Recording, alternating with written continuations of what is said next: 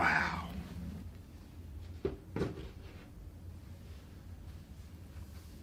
Finally, my collection's complete. Hey guys, welcome back to the Drew Gooden Variety Show. This is something I do once every 2 years, where I take a bunch of unrelated shit and inexplicably put all of it in the same video. Enjoy. Ow! I've made a severe... Boxing is one of the most hardcore sports that there is. I'd probably put it at number 2, just behind MMA fighting, but it gets pretty rough out there. Cause yeah, people punch each other in other sports, but usually they're not supposed to do that. They get ejected from the stadium when that happens. And then they get a little fine in the mail that says, "How dare you make a mockery out of this sport, where everyone puts on colorful outfits and tries to hug each other as hard as they can." This is serious. But boxing is different. The violence is encouraged. It's purposely aggressive, which is why it's so funny to me when there's this much sexual tension before a fight. Don't worry, I did not spend $50 to watch that fight. I also didn't pirate it illegally because I'm a law-abiding citizen, and I couldn't find a link that worked. What I did was watch a live reaction of someone else who was watching the fight. And I gotta say, definitely got my money's worth. But of course, the fun didn't stop at Paul v. Mayweather. This past weekend, we had the official YouTube vs. TikTok showdown. That's right, the non-existent platform war has finally crescendoed into a series of organized fistfights. And just to be clear, this is for entertainment purposes only. I'm not sure I understand the point of that disclaimer, but I'm not sure I understand the point of any of this. And the lineup was incredible. You had Tanner Fox, Vinny Hacker, okay, I don't know who any of these people are. For a second I got excited because I thought Dance Gavin Dance was involved, but then I realized I read the letters in the wrong order. But headlining the event was Bryce Hall, the ultimate TikTok fuckboy, and Mr. Ace Family himself. This is gonna be good. I'm Superman. I'm 21. I'm at my prime right now. Look at me. I'm gonna knock out Austin because I'm an actual fighter and I got 2 guns right here. Okay, first of all, 21 is not the prime of your life. I'd say it's more like 8, because it's pretty much all downhill from there. Second of all, those aren't guns, my dude. Those are your arms. Trust me, I checked. Maybe that's why I ended up getting his ass kicked. Austin started punching him and he was like, "I'm sorry, I thought we were doing an old-fashioned cowboy duel. I must have misread the poster." Also, when is Dance Gavin Dance performing? Now, you might have noticed that there's a bit of a theme to the lineup of guys who are involved in these events. Most of them are creators who have essentially made a name for themselves by being someone that people don't like. And when you've run out of ways to get everyone talking about you by pissing them off, the natural next step is to charge them money to see you get punched in the face. And you know what? It works. It's the personification of not being able to look away from a train wreck, only instead of trains running into each other, it's 2 people who make shitty internet content. Like, I can't stand Austin McBroom, but I wasn't mad when he gave Bryce a bloody nose. At the end of the day, I've got a dumb little caveman brain. I can't help what I like. Now, I have seen a lot of people criticize these events by calling them a disgrace to boxing. You're taking what is a very prestigious sport with a lot of history and honor attached to it, and you're turning it into a joke. And I understand that. There have been examples in the past of people disrespecting the art of fighting, and it ends up getting them kicked in the face. So I'm not saying you're wrong to think that way. All I'm saying is that watching Aaron Carter, a disgraced former pop star, get in the ring with Lamar Odom, a 6'10" retired NBA power forward, is one of the funniest things I've ever seen in my life. Lamar makes Aaron look like a 9-year-old boy, just swinging his arms around as hard as he can. He had to jump off of the ground in order for his fists to reach his face. Even the commentators were laughing. Aaron got a spin technique going. Watch out, Aaron, run. Can you guess who won the fight? I'll give you a hint. It wasn't Aaron Carter. And you might say, well, that's not fair. Aaron is way smaller than him. And that's true. But he knew that before agreeing to do the fight. It's not like he got unexpectedly mugged outside his home. He knew the stakes, and he was very confident going into it. I'm gonna eat him so bad, people are gonna be like, did you watch Aaron Carter? He could take Conor McGregor. You done messed up, Aaron! So like Bryce Hall, he got what was coming to him, a few punches to the face, and more importantly, a big old check. You can hate these events as much as you want, and I certainly don't blame you.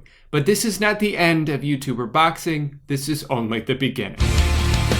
Out of all the social media apps, I would say Instagram provides the least amount of actual substance. 90% of what I consume on there is stories, which is content that the person posting them deemed not important enough to live in a permanent space. And I'll sit there for hours watching all of it. But Instagram also has probably the worst learning algorithm when it comes to figuring out what kind of content you want to see. Like, I follow a few football pages and I am a person, so, you know, I'll occasionally eat some food. So Instagram takes all of that information and says, here you go, I've got just the thing for you. Sports and food and sports and food and sports and food and sometimes Brent Rivera. How did you get here? That's my entire Explore page. That's all I get. Billions of dollars have been invested into machine learning technology, and the only thing that this machine has learned about me is that sometimes I'm hungry. And I feel like at this point, for me at least, it's broken beyond repair, because sometimes I do click on the things they show me, which they interpret as awesome. We knew you'd like that. More of that is on the way. But how am I supposed to click on something else if you never show me anything else? Anyway, that's my algorithm rant. My point is, the majority of my Explore page is videos of food, which led me to this account called Keto Snacks. I just take 2 hamburger patties and put all of my toppings in the middle. This is so much healthier than using bread, and it is so bussin'. Oh my God. Real quick, if you don't know what keto is, basically it's when you try to cut out carbs and sugar and replace that with mostly meat and fat. There are plenty of videos out there that will explain it more scientifically and compare and contrast the health benefits, but that's the diet in a nutshell. And it seems like it's gotten a lot more popular recently, partly because a lot more people are doing it, and partly because a lot of people are making fun of them for doing it. Personally, I'm not nearly healthy enough to judge anybody for participating in a diet that involves a lot of impulse control, because that's the thing I'm most bad at. Why do you think I'm always out here wearing hoodies in the summer? It's because I don't like my body. But I still think it can be pretty fun to make fun of how absurd some of these videos are. The first one I saw from Keto Snacks was this. Let's make the easiest keto lunch ever. You're just gonna take a block of cream cheese and add some everything but the bagel. Oh my God. And I was like, okay, that's hilarious. He's parodying all of the keto Instagrammers and TikTokers. Spoonful of cream cheese, so delicious. But then when I explored more of his page, I realized, wait, most of this isn't parody. Candied bacon thing, lots of pizza life hacks where it's just more cheese and more meat and no dough. But then I'll see one like this. Let's make my favorite keto snack ever. You're just gonna cut up a stick of butter, dip it in some mayo, and oh my gosh, this is so bussin'. It's like, okay, well that has to be a joke. But 90% of his page is serious recipes. So then when I get to those, I'm almost not sure if it's real or not. Also, I love how he describes everything that's good as bussin'. This was straight bussin'. This is so bussin'. This is one of the most bussin' combinations ever. Sometimes it's almost like he's arguing with himself though. This is bussin'. You want to know what's really bussin'? This is so bussin'. No, it's not. What? You want to know what's really bussin'? Okay, I'm sorry. Eggs. Again, some of these are really interesting, pretty creative, and then he'll just do one that's like life hack. Put a slice of cheese on a slice of meat. Bet you never thought about that. But what I really love that he does is he has all of these funny nicknames for things. Straubs, bloobs, sugar-free whipped cream. Blueberries? No, we don't say that around here. Bloobs? Now that's bussin'. He'll throw them out super unexpectedly too. Now you just add half a cup mozzarella, some seasonings. Okay. The key to making Normal so far. for a super easy cleanup. Now you're just gonna spray it with hairspray, top your mix with pepperonis. Hairspray? It's not that funny, but I scroll through the comments and almost no one is addressing it. So I'm like, I'm going crazy over here. Like, did he actually use hairspray? But the greatest moment in all of his videos was without a doubt this. You're just gonna cut an avocado in half and remove the wooden ball, and remove the wooden ball, remove the wooden ball. The little wooden ball. See, I always thought that was the pit. It was like a little seed that grows inside with the avocado, but that's not the case. Turns out all of the farmers who distribute avocados actually put a little wooden ball inside to piss us off. Anyway, that's pretty much all I have to say about that guy. You can see now why I couldn't make a whole video about him,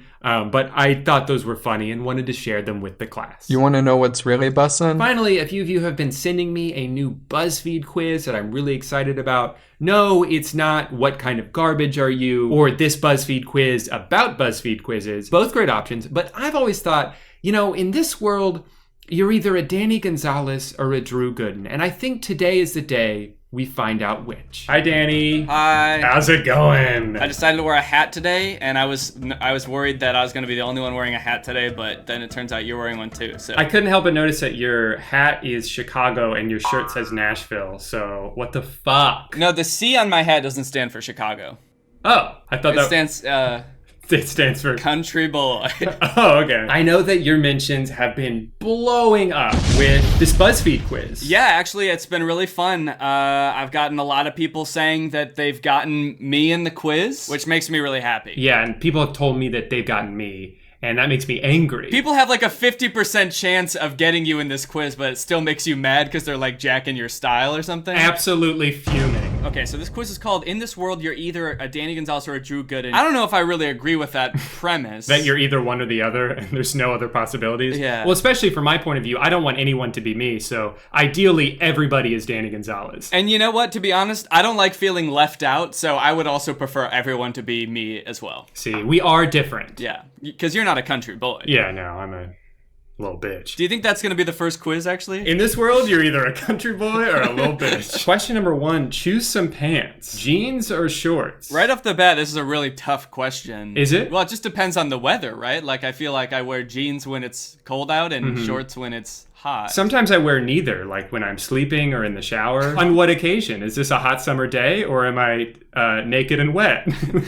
Yeah. I suppose if I had to pick one to wear for the rest of my life, I guess I'd pick jeans because I don't want my legs to get cold. Well, just to be different, I'm definitely going to pick shorts then, so. Whoa, wait, what? I don't think I've ever worn this hat in a video. Okay, well, I don't own any red hats, so I am going to pick blue. Yeah, I have to pick red. I mean, it's too coincidental not to. Choose a topic to discuss. I can't decide which one is supposed to be which, because I know you've made like a video about Vin Diesel before. But we both made a video about Jeremy Renner, so I could see, I would guess that I make videos about someone famous and you make videos about a bad movie. What would you rather drink? I think you're pretty outspoken on your channel about being a big milkshake guy, right?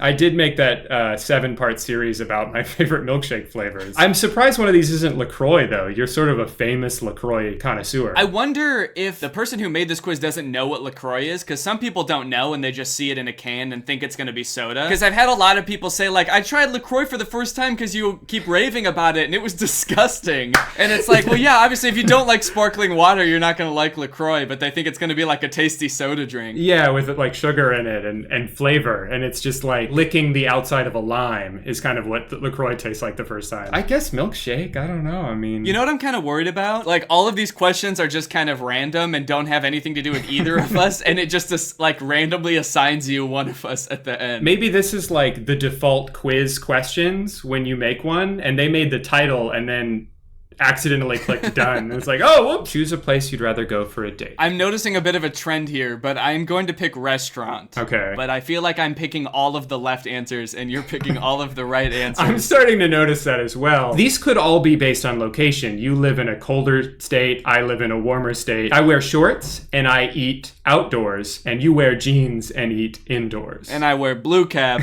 because it's cold, and you wear red cap because it's hot. Red is infamously the color of fire. You know what is weird? Is that I'm wearing a blue cap with a red emblem. And Stop you're wearing it! A red cap. We accidentally dressed as the inverse of each other today. Wait, are you wearing shorts right now?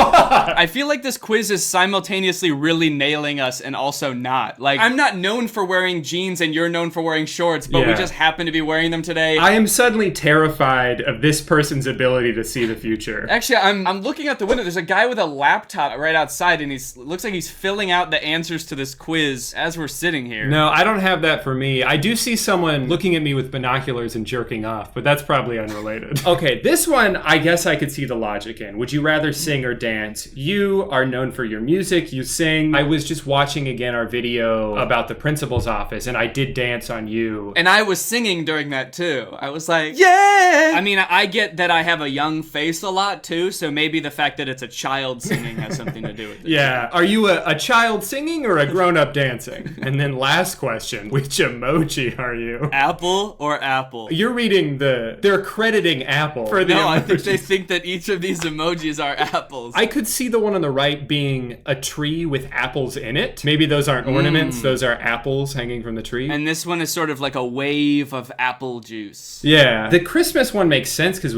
I guess we make videos about Christmas movies, but we both do that. Have you ever been open about how you like to surf? I don't like to surf. I don't know if I've said this in videos, but like my ideal vacation is like a beach vacation where I just like sit on the beach and do nothing. So I mean, the fact that you started that sentence with, I don't know if I've said this in a video, but that goes with the theme. I have never made it public that I have a red hat, that I'm wearing shorts right now, or that it is Christmas in my house. I mean, I've been to your house, so I know this, but a lot of people don't know. If you were to open that door behind you, it's like a winter wonderland back there. It's just like Christmas trees and elves and... Well, I don't want to let it in. When you open the door in the video, can you edit in like a growling sound effect and then like you quickly shut it? Christmas Wonderland, aka the Abdominal snowman. He's all stomach. And wouldn't you know it, I got me. Ooh, I got me! Hell yeah. I guess you can't see my screen, so you're just gonna have to take my word for it. Yeah. You wouldn't lie to me about that, right? Yeah, I got what's that other, Danny? I got Danny. Yeah, Drew, or what's the other guy's name?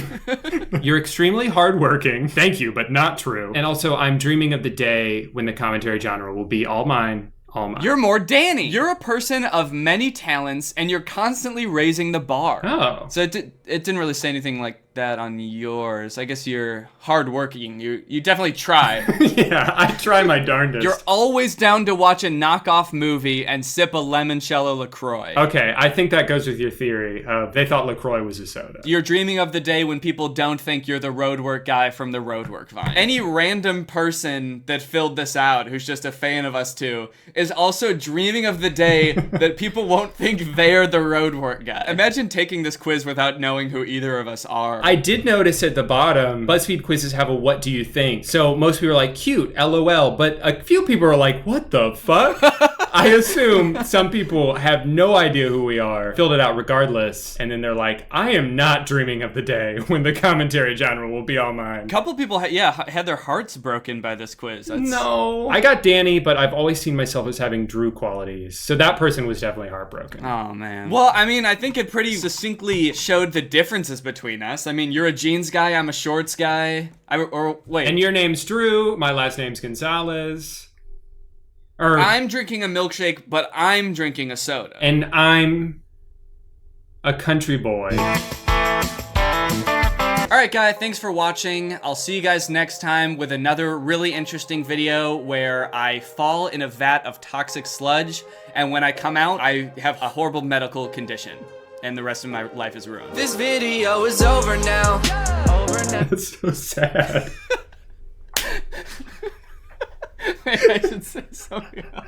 Hey guy, welcome back to the middle of the jungle. Someone please help me, I'm stuck. If you've been wondering where I've been for the past few weeks, I've been working on a stupidly long video about a topic that's only interesting to me, but I was starting to get overwhelmed, so I wanted to kick back and unwind with some good old-fashioned social media. So I scrolled through Twitter for a bit, got bored, headed over to Instagram, checked out some Reels, which are just stolen TikToks, and got bored again. Forgot I had already closed Twitter and accidentally opened it back up, only immediately to close out of it again, and then I started to get desperate. Sometimes you just gotta stare at your phone, mouth wide open, brain off. The only two body parts moving are your thumb and your eyelids while you consume the most brain-dead content the internet has to offer. And then I remembered about Snapchat, the perfect app for this. I was never really a big Snapchat user back in the day. By the time I was even interested in an app like that, Instagram had already poached all their good features, so I would just send my dick pics on there. But every so often, I love to come back and revisit Snapchat's Discover page because it is literally, and I'm not exaggerating here, the the dumbest corner of the entire internet. You know how when you go to the grocery store, there's all those tabloid magazines in the checkout line with the most gossipy ass headlines like Brad Pitt admitted into rehab for stinky farts? Jennifer Aniston dumped. Here's why she deserved it. Will Smith adopts himself? That's basically all Snapchat is now, except with the Kardashians, James Charles, and Jeffree Star.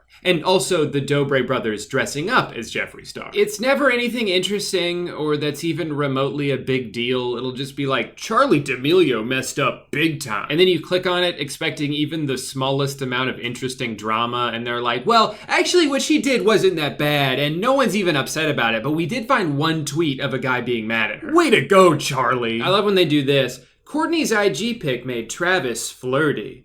Okay, I gotta see what they're talking about. What did he do? And then it's an entire article explaining how he commented yes on one of her pictures. Yup, that's 5 S's. Calm down there, Travis. That's gotta be the thirstiest comment I've ever seen. Nobody thought YK Osiris would go from singing to this. Gotta see what it is. Must be something crazy, right? YK Osiris wanna be in an Old Spice commercial so bad. Oh, and then that's it. This is awesome. Yeah, so pretty much everything on Snapchat is clickbait, and everyone who goes on here knows that it's clickbait, but you still click on stuff anyway, because like I said, we on empty brain mode. Even the things that aren't celebrity related feed into this. Snapchat knows its user base so well. I don't want to have to think when I'm on here, just show me crazy world records. Longest underwater kiss? He planked for 8 hours? I mean, I do that every night, but okay. Guess I forgot to tell Guinness about it. But I want to see that dumb shit. Show me fail compilations. I want to see someone fall down. And then I want to see someone fall down. And then I want to see someone else fall down. What if a guy fell down? And what if you showed me a video of someone falling down? People are constantly falling down, and if I don't get to see that, I'm literally gonna fall down. I feel like the headlines totally miss the point most of the time too. Like, this is that guy who builds a bunch of cool stuff without any modern tools. And their big takeaway was, your own outdoor pool? Like, that's what's crazy about this? We've all built our own pools by hand before, but this one is outside? I've never heard of that. My pools are always inside, right next to my bed, so when I wake up, I accidentally fall in. And then it's like I'm in my very own fail compilation. One thing they do that's really weird too is they'll randomly throw in stories from people you don't know or follow and make it seem like that's news too. Whoa, I gotta see what this guy has to say. Oh. Okay. Yeah, I'm really glad this is on my homepage. It never really ends either. You just keep scrolling and scrolling and scrolling forever. Okay, I made it into the foreign languages, so it looks like we're done. Oh, we're back to English. Okay, I guess they found some more. I like to think that the Snapchat employees can see you scrolling, so they start desperately trying to throw out random shit just to fill the space. Oh shit, they're almost at the bottom. Quick, think of something. Something about your fingerprints? Perfect, put that in. What I really love about Snapchat right now, though, is all of the familiar faces that are starting to pop up. There's The Magic Show, a series headed up by none other than friend of the channel, Reclax. More on that later. And then, of course, a lot of you have been messaging me lately that they recently partnered with the Hooked app to show that Trevor and the Virgin story that used to be advertised before every single YouTube video for a year. It's now been rebranded as a Snap original called First Time's a Charm. Even though it's actually the second time because it's the same exact videos but split up into shorter episodes. Martha's night takes an unexpected turn. Unless, of course, this is the 30th time you've seen this, in which case the turn was very expected. The only thing new about this is that they've cropped the whole thing into portrait mode, which makes for some awesome extreme close-ups. I'm not gonna, watch this again, because I already did that. But I am curious what's gonna happen when they run out of clips to use. They're almost at that point. Are they gonna film more? Or is it just gonna keep getting syndicated on different platforms like their Seinfeld reruns? I'll give it about 6 months until we see this pop up as a Facebook Watch exclusive. It's kind of redundant for Snapchat to even add in these hook shows because they've already been ripping off their format with their own series called Phony Texts, which is a funny pun because it's like saying you sent a computery email. But these texts are phony because they're not real. They all tell different stories about a variety of topics. Sometimes it's Prince Charming being a douchebag, or someone's parents forgetting to tell them that they moved 6 months ago and sold all their stuff. But this next story is one that I truly think is Oscar worthy, if one of the Oscar categories was text-based Snapchat film. It's called Seeking, and there are so many insane twists in here. I'm watching it like M. Night Shyamalan Shyamalan who? He's a movie director. What? Yeah, he made like The Happening, Sixth Sense. I know who he is. That's why I brought him up. Oh, I thought you would put a comma after his name, like M. Night Shyamalan. Who? That's not how people ask questions. Yeah, okay. I just meant he's known for always throwing in crazy twists, and this story also... How's this for a twist?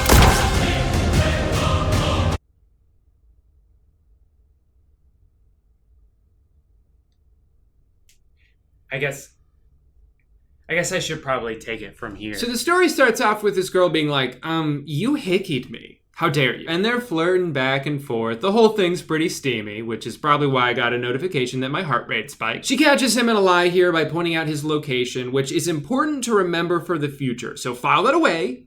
Do not forget about that. And then comes twist number 1. A text from his wife? I thought he already was talking to his wife. Either this story takes place in Utah or he's been cheating. Gotta say, pretty good character development though so far. You already know 2 things about him, that he cheats and he lies. He just lied to Elizabeth and now he's lying to his wife about being home with his daughter. So he's a bad husband, boyfriend, and dad. So far, not really rooting for him at all. I hope he is punished by the universe. Yep, I'm home. Oh good, I was getting worried. Julia isn't responding to my texts. She's just finishing her homework. Very focused. Oh good, you guys hungry? Happy to pick something up. Okay, let me check. Hi, my princess. I'll be home in a minute. Told Mom you finished your homework. Oh, and do you want food? Hello, Dennis. Haha, hello, Julia. We have your daughter, Julia. Twist number 2. There's been a kidnap. Again, though, I don't really feel too much sympathy for this guy. I mean, I didn't want his daughter to be kidnapped, but like, it is kind of entirely his fault. Answer the phone, Julia. Julia can't talk right now. Call me right now. Oh, okay. Julia, is this a prank? Did you set the camera up on a tripod and then get into a trunk with your hands tied up and put it on self-timer so it takes a photo of you and then from 4 feet away send me this picture in a text? Dennis is starting to freak out, so he threatens to call the cops until twist number 3. He can't call the police because he's being blackmailed. The kidnapper, or Julia talking in third person and still doing a prank, knows about his secret girlfriend. And if he calls the cops, they're gonna send that picture to his wife. Classic conundrum. Not right now, wife. I gotta figure out more lies because of the trouble I've caused with my other lies. Hello? Do you want food? Oh, no, that is okay. Julia and I are gonna run out and get some food. Feel like I don't get enough father-daughter time. And then he uses the default smiley face emoji, which no one has ever used before. Okay, when will you be home? Love you.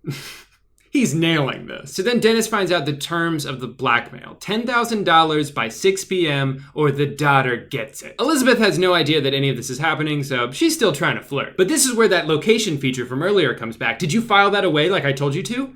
I swear to God, if you forgot. Anyway, using the help of Elizabeth and her 2 hickeys, they find out that Julia is 2 hours away at a place called Burger Palace. But something's not adding up. The kidnapper said if he gave them the money by 6 p.m., they'd return her safely home immediately afterwards. But how could they do that if they're 2 hours away? Change of plans. We are tired of waiting. Please, you will get your money. When? Before 6 p.m., like we agreed. Please don't hurt Julia. She's my whole world. That's why I lied to my wife and left her home alone. She's my whole world. Eventually, he admits it's all his fault and realizes he has no choice but to pay them. So he opens up Venmo and starts to put in the name of the recipient. And before I show you that, I just want you to guess what you think the account's name is going to be. Preferably something subtle, because you're about to pay a shit ton of money over the internet to some stranger, and you don't want to draw too much attention to this. Got your guesses?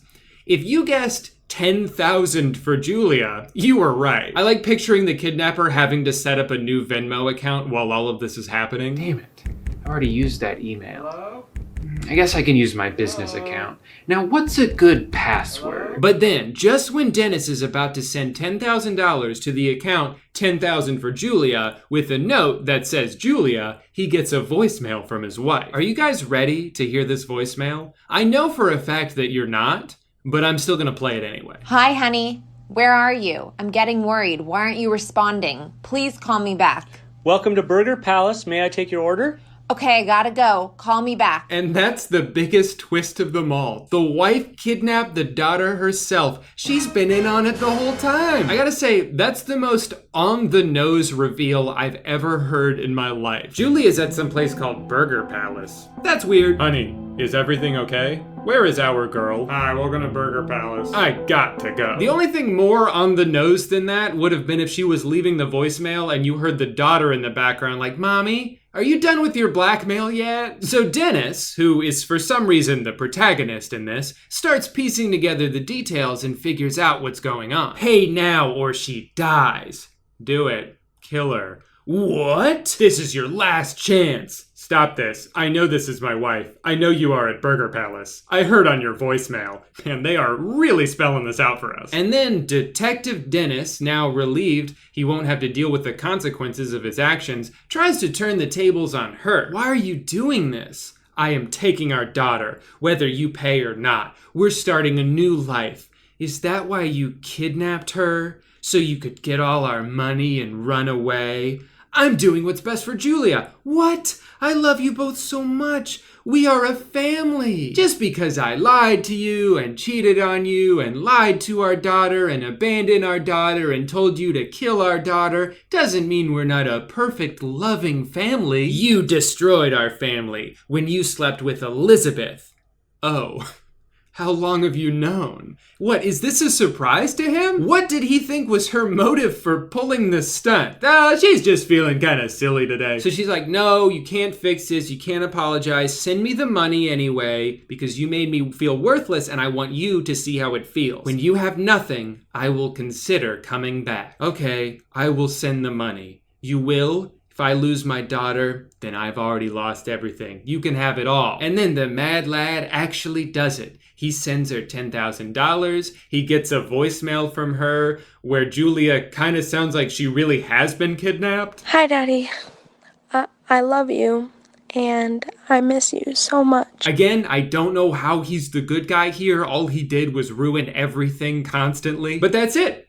That's the end. But honestly, I think the best endings are the ones that are open to interpretation. Does his family come back? Or do they abandon him like he did to Julia? Does Elizabeth find even more hickeys on her body? And what did they end up ordering? Was this all just an ad for Burger Palace? Do they have milkshakes there? These are the questions you'll just have to answer yourself. The Discover page on Snapchat is filled with all sorts of channels like phony text. It seems like most of them are creators from other platforms that just kind of reformat their videos to fit on here. One of my favorites is Reaction Time, a YouTuber who somehow has 15 million subscribers, and if you thought his YouTube content was lazy, wait until you see this. I break up with him like last week, but it's hard, you know, he like loves my son and I could say something. React. I'll show him like a restaurant down. No. He's airing himself with money. Look at that. I'm with you if you're here with your son. I'm not about to just sit like, oh, if you... Did he just put those glasses on just to say that? Okay, I think I understand it now. Some people can't see without glasses. He can't speak without glasses. It's a very sad disorder, and I hope they find the cure. Wow.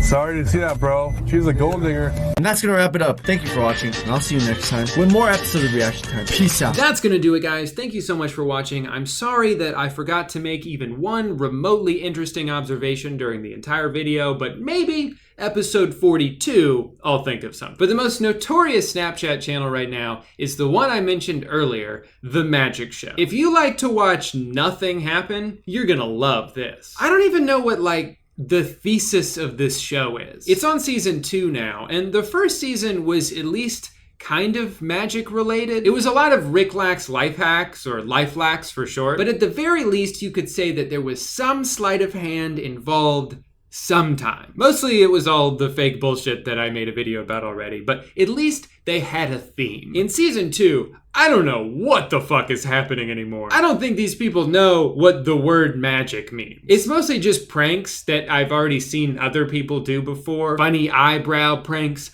popping out a hole prank. I would like to plead guilty to love and milk. A whole video of me pranking my friend who's definitely not aware I'm doing this and is just doing that normal thing that everybody does where they take a fully clothed shower and completely ignore their surroundings. Everything else they do is just lie. And yeah, that's pretty much what Rick has made a living doing so far. At its core, a magic trick is just an elaborate lie, but I still don't appreciate it. Especially because everything is so long-winded. It seems like they intentionally try to ramble on for as long as possible before showing you the inevitably underwhelming reveal. Wow, I can't wait to see what this dress looks like. They've been hyping this up for like 4 minutes now. It's gonna be really good, I bet. Here we go. Here we go. Your new wedding dress. Stop it!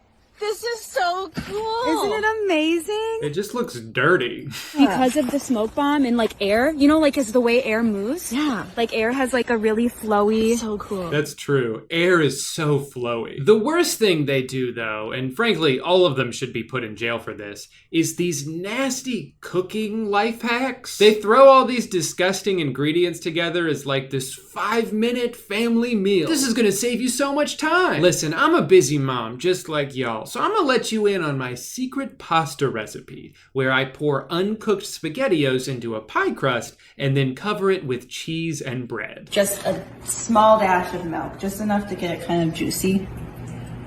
I kind of eyeball it. They reel you in with some insane bullshit that makes you think, well, this is gross, but surely this is going somewhere. I'll be surprised at the end when they reveal it's actually delicious. That's why they're showing this to me. So you watch the whole thing, maybe even sit through some ads on the way there, waiting for that M. Night Shyamalan twist, and then they finally pull it out of the oven, and that's it. They don't cut into it or take a bite, and they're certainly not about to eat this off camera. They understand this is a total abomination they've created, and they don't care. So I guess this account is satire now? Is that what it is? Is it all just a parody? It's not really advertised as that, so who's to say? One thing it's definitely not, though, is magic. Oh! In conclusion, I know that all social media apps are designed to be a massive waste of time, but Snapchat's content is so aggressively stupid that it makes me angry at every single person who has a hand in creating it. Yes, Twitter and Instagram both feature similarly pointless stories and headlines, but at least those come with an element of discussion. Snapchat's trash garbage doesn't even have a comment section, so all I can do is assume that everybody else hates it too. But I don't get to see people make funny roasts or try to defend it and get ratioed or end up in completely unrelated political arguments. This isn't fun. This is bad. You know, it's funny. All this time, I've been scrolling through the app while going to the bathroom. I didn't realize that the real poop was on my phone this whole time. I'm gonna go wash my hands again. Hey, in the meantime, check out this commercial. Why did he stop talking? Oh well. And thank you to all who watched it. I'm talking to you. So at the end of my last video, I sarcastically said that I would be back the next day with a video where I break down the stock market, which was a lie because I don't understand the stock market. But a lot of people were messaging me seemingly upset that I never uploaded the video that they thought I had promised to them. Anyway, I feel really bad for duping you all, so I will be posting an in-depth apology video tomorrow. Please be sure to subscribe so you can check that out. Thank you. Bye-bye.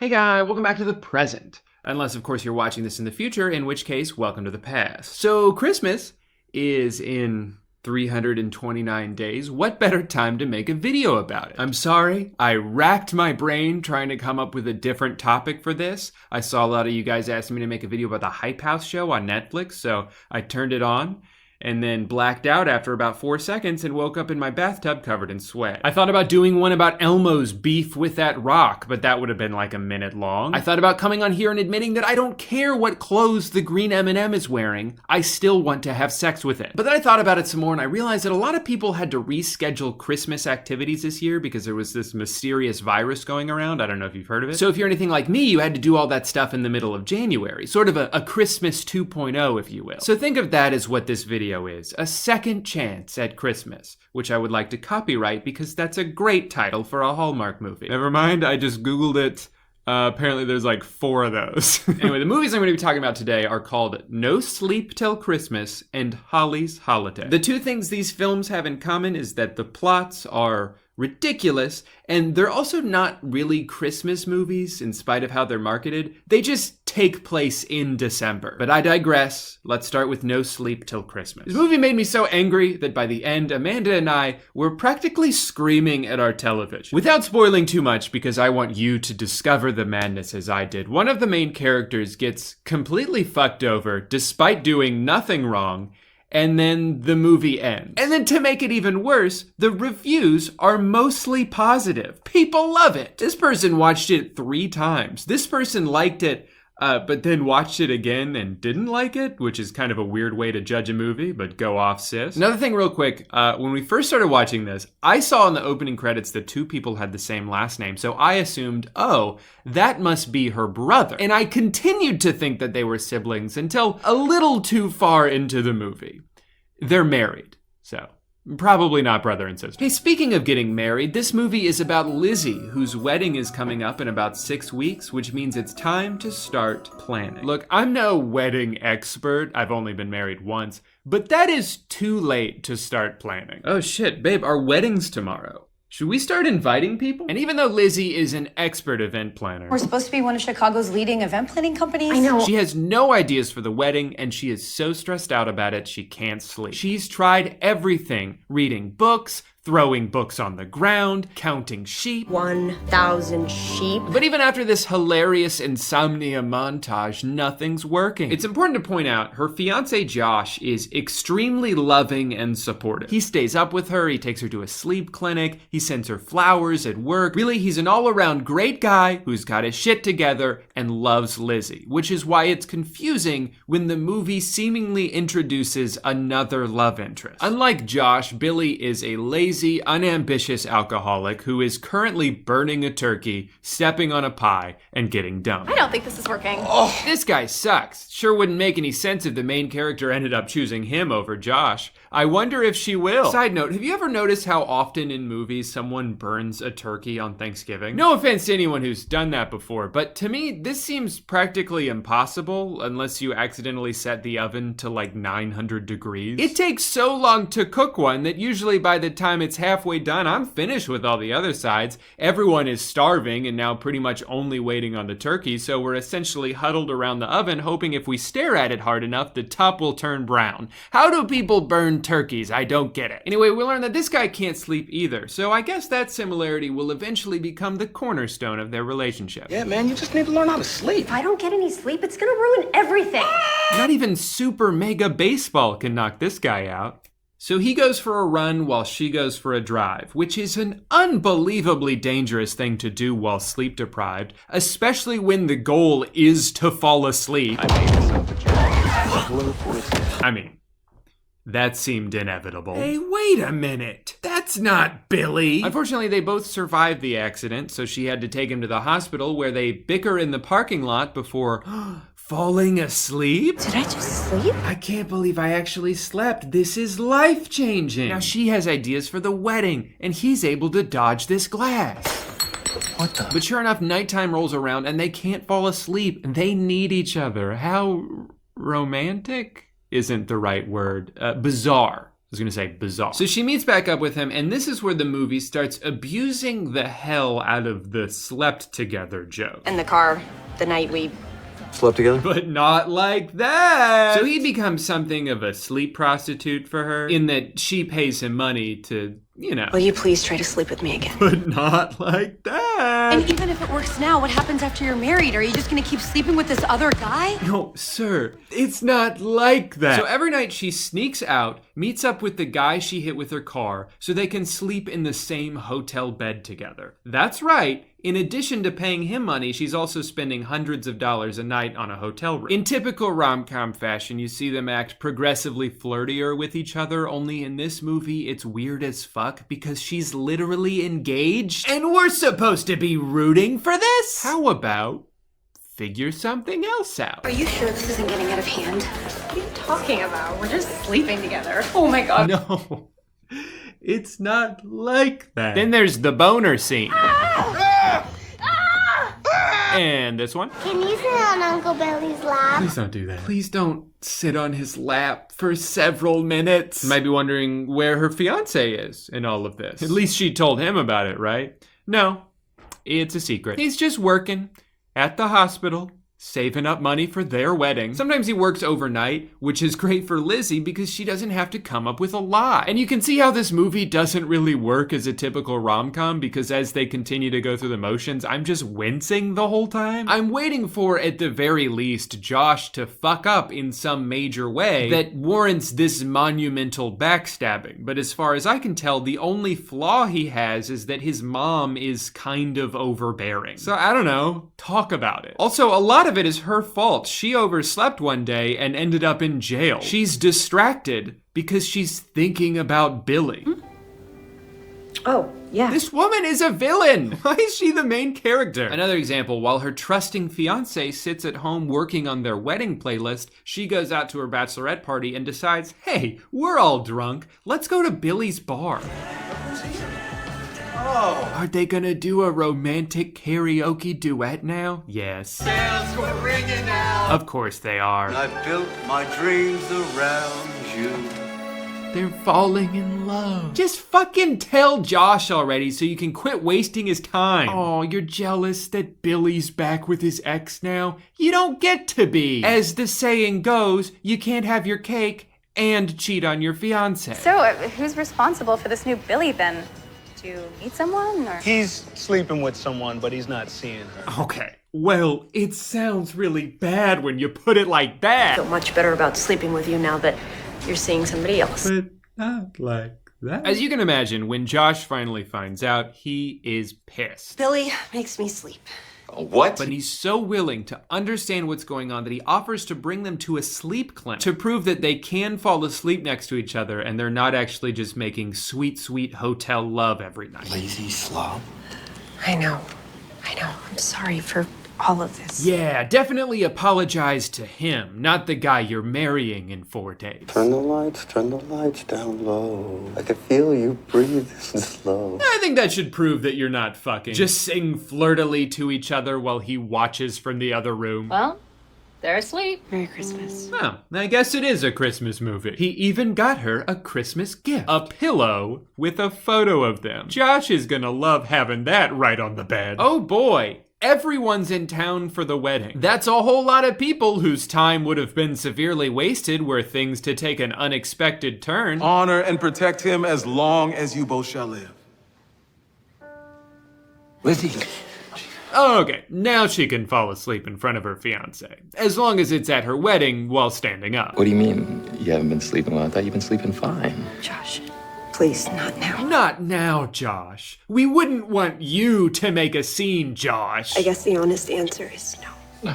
I hate you so much. I really wish I'd left you in jail. That's more like it. So she goes out and steals the just married car and uses it to try to find Billy, who's now aimlessly jogging through Chicago.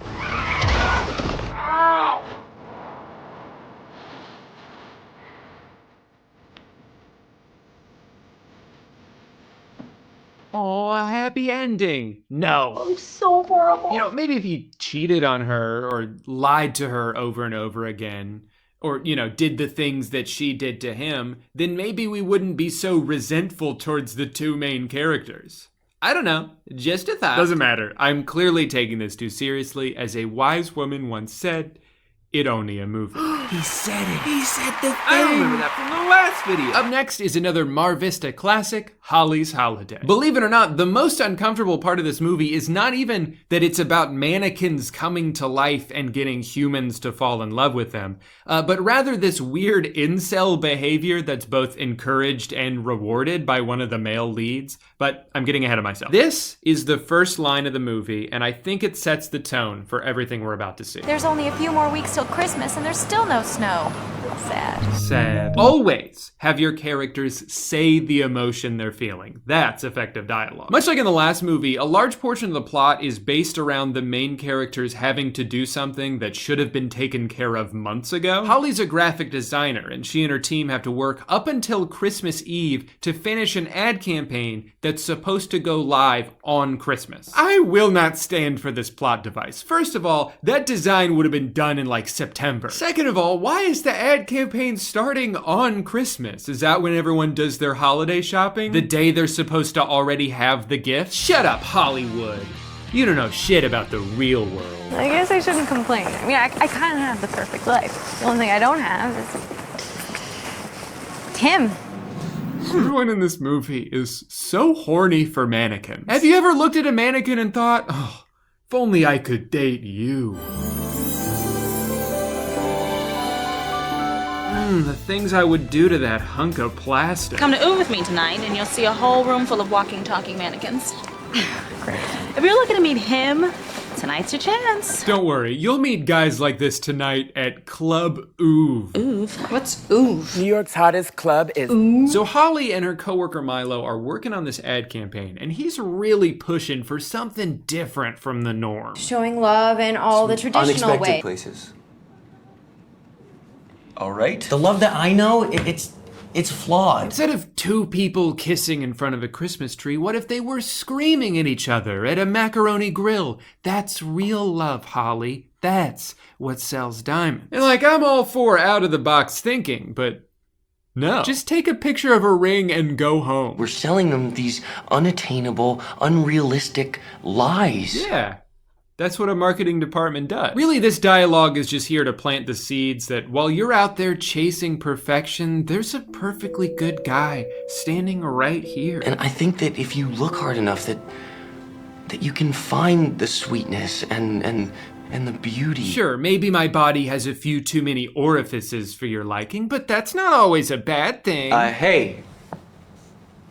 You look really great. Thanks. Later, when he surprises her at the club, this is how he announces his presence. What? And the rest of the time when they interact, it's so awkward. Say ooh. Weirdly pivotal scene in the movie, by the way. You'll see why later. Then this happens when they walk home.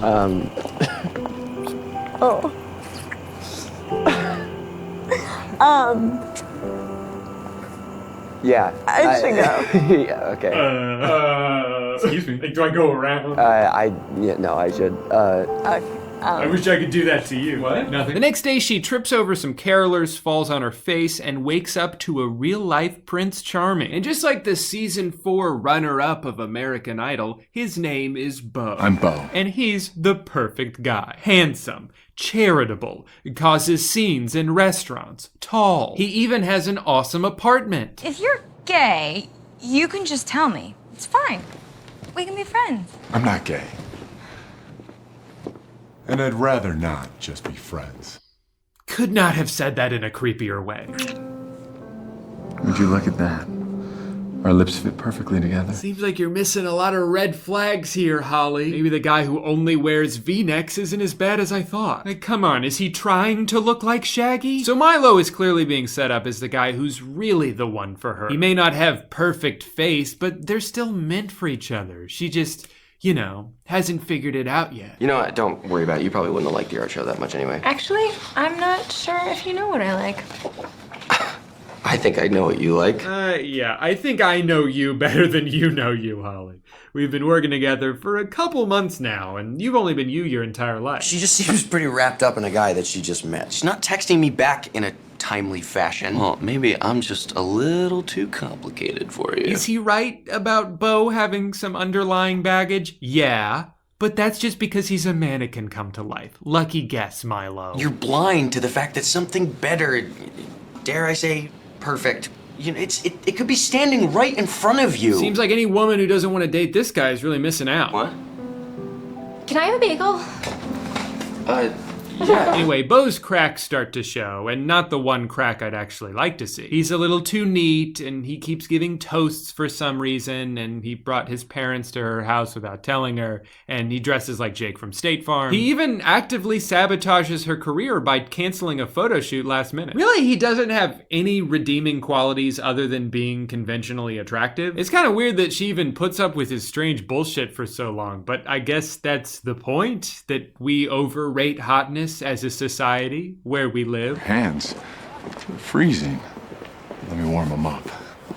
Now, you may remember earlier when I said that mannequins come to life, I did mean to use the plural version of that word because there's another one. Yep, Beau's ex-girlfriend gets into the mix and she's crazy. She knocked over a Christmas tree on top of that poor woman.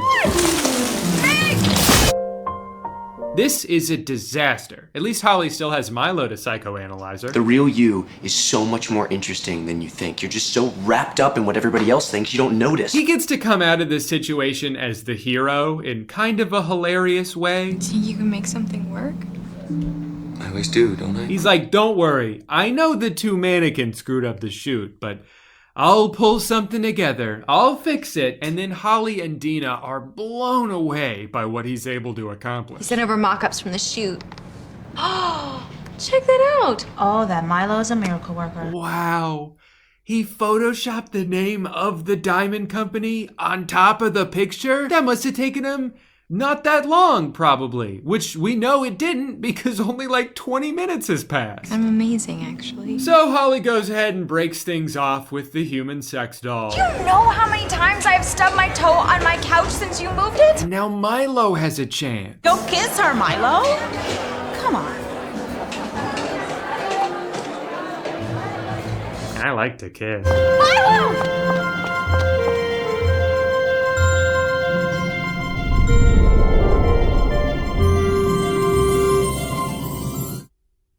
Again?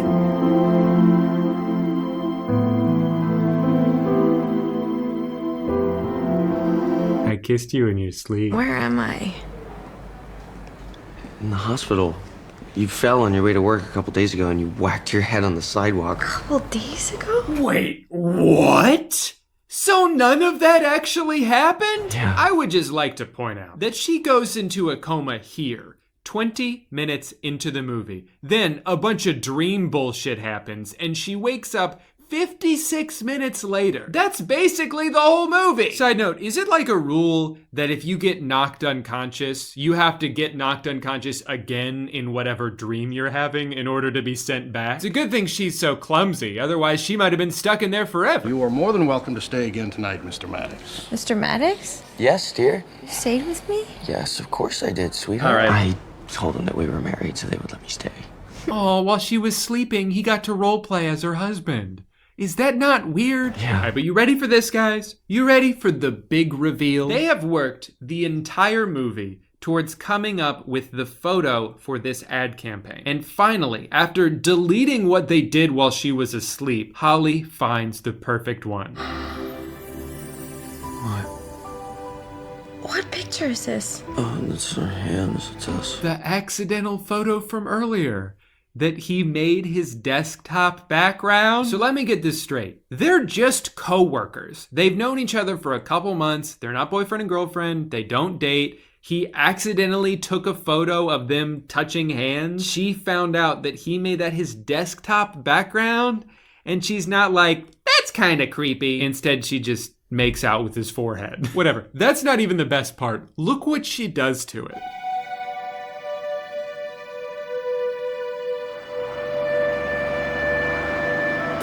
Look at the fucking ring. It looks so bad. And then the movie just kind of ends. There are 0 more words spoken. I don't know what they'd even be saying here. And that's Brandy, and that's Beau. They're my friends from my dream. Beau came to life and fell in love with me, but I broke up with him to be with you. I guess they're back together now. Hey, where are you going? The end. I'd like to point out that the only reason we watched this movie was because we had watched the trailer. But if you've seen the trailer, then you've seen the movie, because they basically spoil everything that happens. Even the stupid ring. So that's what I've been up to.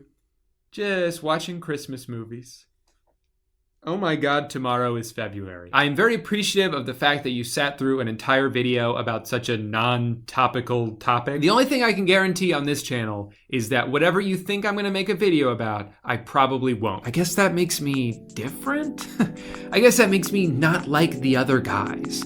You know, sometimes girls don't realize that the perfect guy's right in front of them the whole time. Be sure to tune in next week for a video where I do the reverse of Holly's holiday, which is to say that I will get broken up with and then turn into a mannequin. So, Bye. Oh, that's right, baby. I'm a free man now. I don't listen to anybody. No more 9-to-5 grind. No more, hey Drew, could you do your job, please? There's only one person in charge of my content now, and it's not my old boss. It's not the president. It's not you. Hell, it's not even me. It's Brand. That's right, guys. The rumors are true. I quit my job. There's not like a crazy story or anything to go with it, which is a good thing because when I first got hired, I had to sign a piece of paper that said that I'm not allowed to talk about the job. So even if there was a crazy story about how like I mooned everybody in the office and then they voted me out Survivor style, I couldn't tell you that. But just trust me when I say that that didn't happen and that nothing interesting happened. I literally just quit to make YouTube videos during a time where, because of a broken algorithm, YouTube is the least reliable source of income it's ever been. So, I guess you could say I'm pretty smart. Now, if you've watched either of my last two videos, including my self-obsessed, Vine-centric 48-minute autobiography, then you'll know that I've been announcing and hyping up my new merchandise. In just a few minutes, I will explain to you what exactly you can buy. I'm gonna tell you where you can buy it, and you'll see why I've hyped it up as much as I have. In the meantime, I figured, in honor of the fact that I just quit my job, I would tell you guys the crazy story of how I got fired from my first job. Coincidentally, this is also the story of how I lost my virginity. I was 23 and— Warning, demonetization detected. What? This video is no longer advertiser friendly. Oh yeah, I forgot I downloaded this. For the following reasons, sexually explicit content. Well, that sucks. It's such a good story. But I guess I need to make sure I'm being profitable. It's kind of like my job now, so I need to be careful about what I talk about. Okay, so I was gonna tell you guys a pretty crazy story, but then I thought about it and realized it might actually be a little too crazy for YouTube. So I guess I'll save that for another time. Okay, here's something I actually did want to talk about. Can we talk about this Keaton kid? I know I'm a few weeks late on this, but I just want to talk about this for a minute.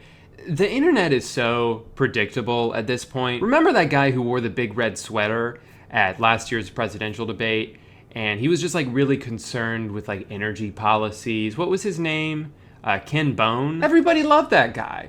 On a night where this country's core differences were on full display on an internationally televised stage, where two equally terrible candidates fought to prove why the other one was just a little bit more terrible than them. For just a few moments, we all united in our appreciation for this man, this American hero. And then the next day, a few people on Reddit were like, oh wait, actually, this guy used to suck. And then everyone was like, oh, never mind, we don't like him anymore. And then it was over, all in a matter of like 12 hours. Because that's just what happens now. So then fast forward to a couple weeks ago, and the internet is going crazy over this video of this young kid crying, describing the horrible things that were happening to him every day at school. And it was honestly moving. I watched that and I felt terrible for this kid. I think we all did. I think because everybody saw a bit of themselves in him, or at least like their worst fears in him. Someone being made fun of and his life being made miserable because of things that are outside of his control. And I think because of that, we all just wanted to step in whatever way we could and help out. It was beautiful. I feel like everybody came together all in this one moment. And then the next day, the same internet that made him famous was like, uh-oh, never mind, can't root for this kid anymore. His family is racist. Warning, demonetization detected. What did I do this time? We've detected racist/discriminatory content. No, I'm not being racist. I'm just referencing somebody else's racism. There is no difference in my eyes. Well, then your eyes are broken. Please do not talk back to me. Okay, sorry. All right, well, guess I can't talk about that either. You know, let me actually go get my notes for this video. Probably go ahead and just cancel the wet t-shirt contest I had planned. I don't think I can prank call the funeral home anymore. Jeez, this is gonna be a really short video. I'm sorry, guys. But I mean, I gotta pay the bills. Squarespace. All right, Drew, don't worry about it. You can do it. Just keep trying. Just keep trying. So as you all know, this past Monday was Christmas. Warning, religiously sensitive content. Okay. Did you guys hear? Last week I thought this was kind of crazy. President Trump said, Warning, politically sensitive content. "Hey guys, today I'm gonna be doing the cornstarch challenge." Really? What did I do this time? To be honest, it just sounded kind of boring. Oh, well, I can't really disagree with that.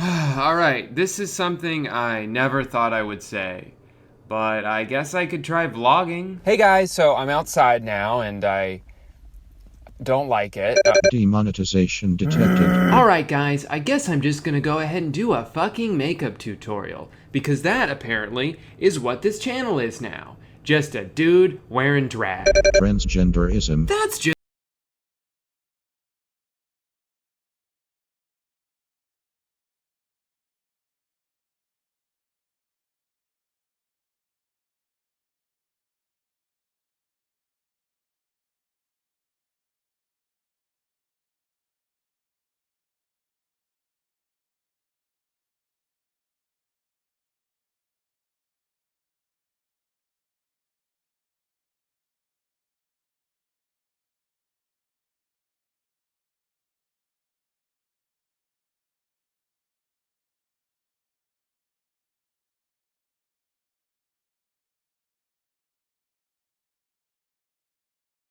Warning, no, not sexually that kind of explicit happy content. ending. Warning, demon.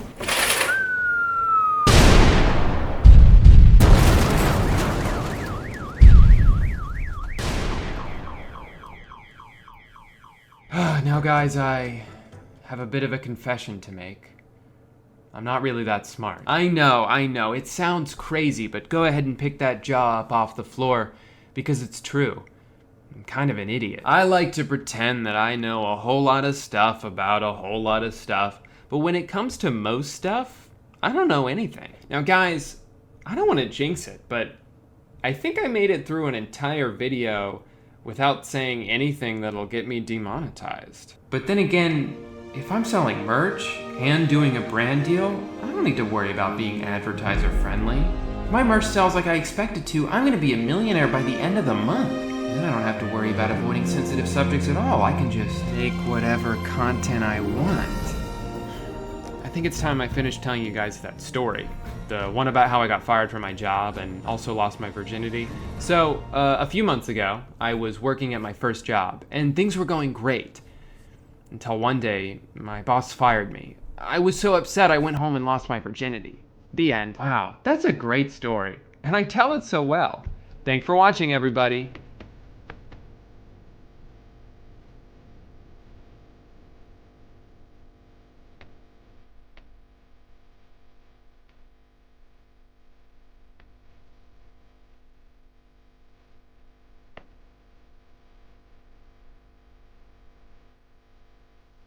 Goodbye, big poster. Hello, little poster. Hey guys, welcome back to my very first Twitch stream.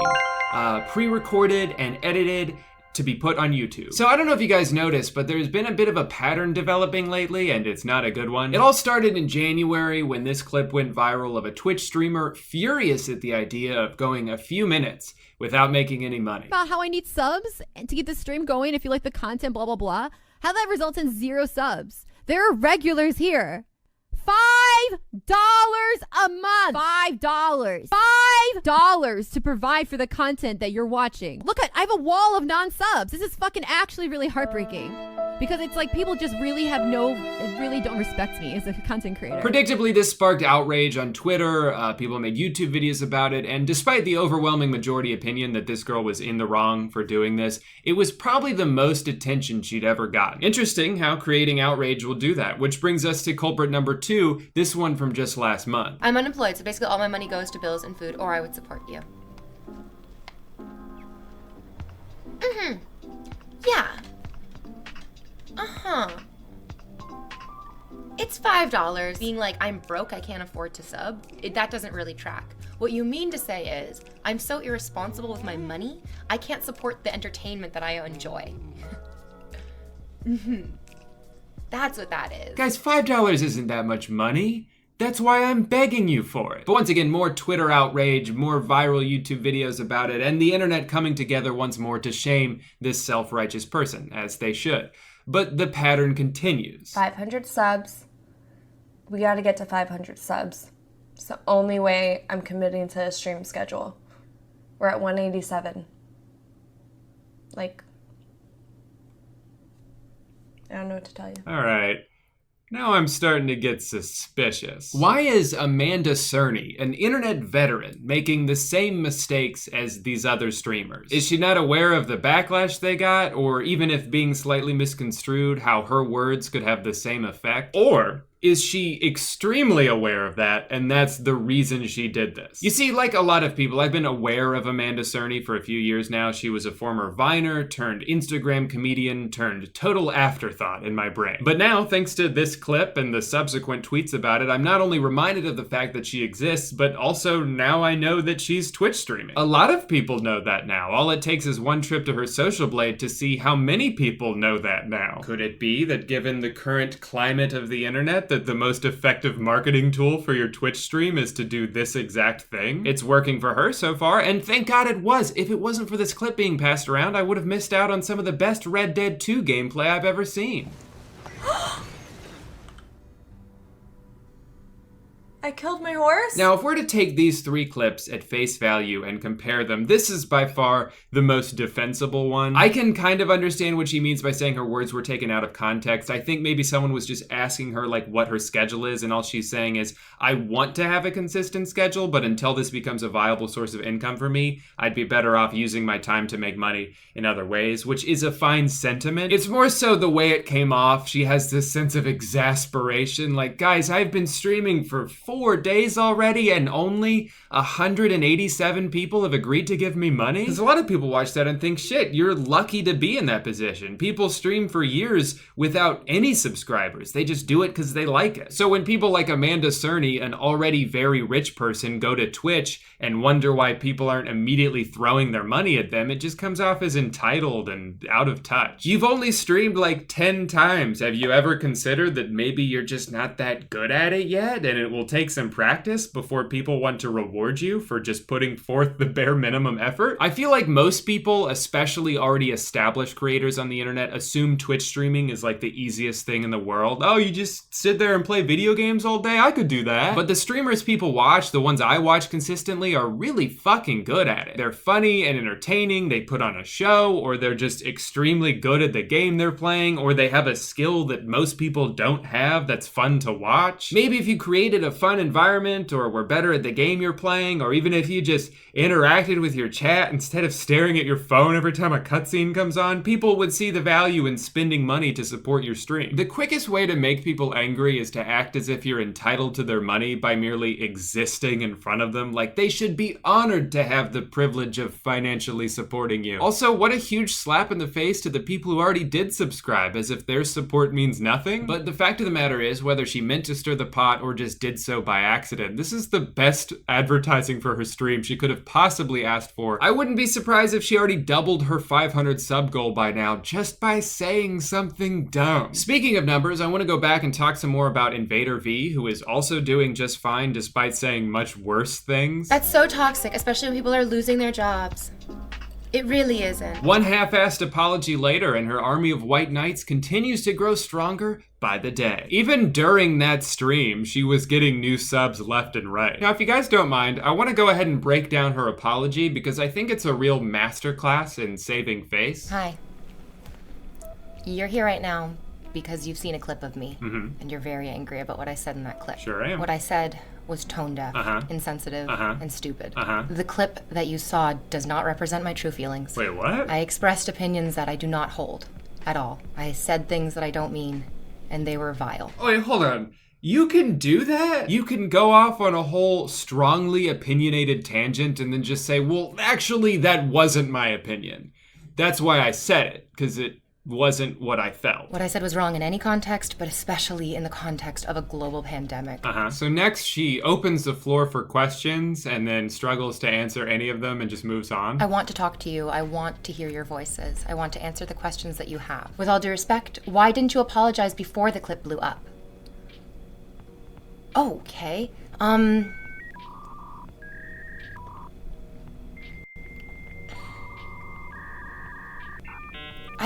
That's a difficult question to answer. I wish that I could talk about it all day and answer each and every one of your questions. You can. I wish that I could give you a satisfactory answer so that you could see who I really am. So do that. But that's not what this is about. That's not what this apology is about. It's not about apologizing. I'll BRB. Just give me a quick moment, everybody.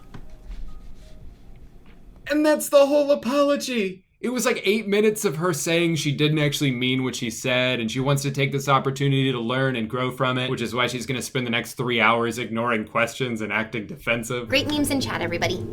I like seeing the same 5 comments repeated 800 times. It's so funny. It took her like 4 days to apologize and then about 10 minutes for her to get mad at everyone for bringing it up. I think this person's comment that I saw kind of just sums it up perfectly. So at this point, I was pretty invested in the situation and I had to dive deeper, especially when she said this. Thank you, Upright Lion, for understanding that an entire person cannot be summed up in a 30-second clip. That's an important detail to point out. See, V wants us to think that all of her fuck-ups were contained within that one 30-second clip that went viral. However, that's not true, and I know that because for some reason the VOD from that stream is still up on her channel. You can still go watch the entire thing. Don't worry though, you don't have to do that because I have nothing going on in my life and I already did. It starts off small with some not so subtle guilt trips here and there. How are you doing, V? I would be better if you subbed to me. Sometimes I just listen to you while I'm working. Dan, I hope that while you're working extra hard and you're cashing in that fucking money, you also throw a sub my way. Thank you all of you for subbing. Thank you all of you for being reasonable people. But as it goes on, it gets more and more manipulative. Well, yes, streamers do provide hundreds of hours of content for free. If anything,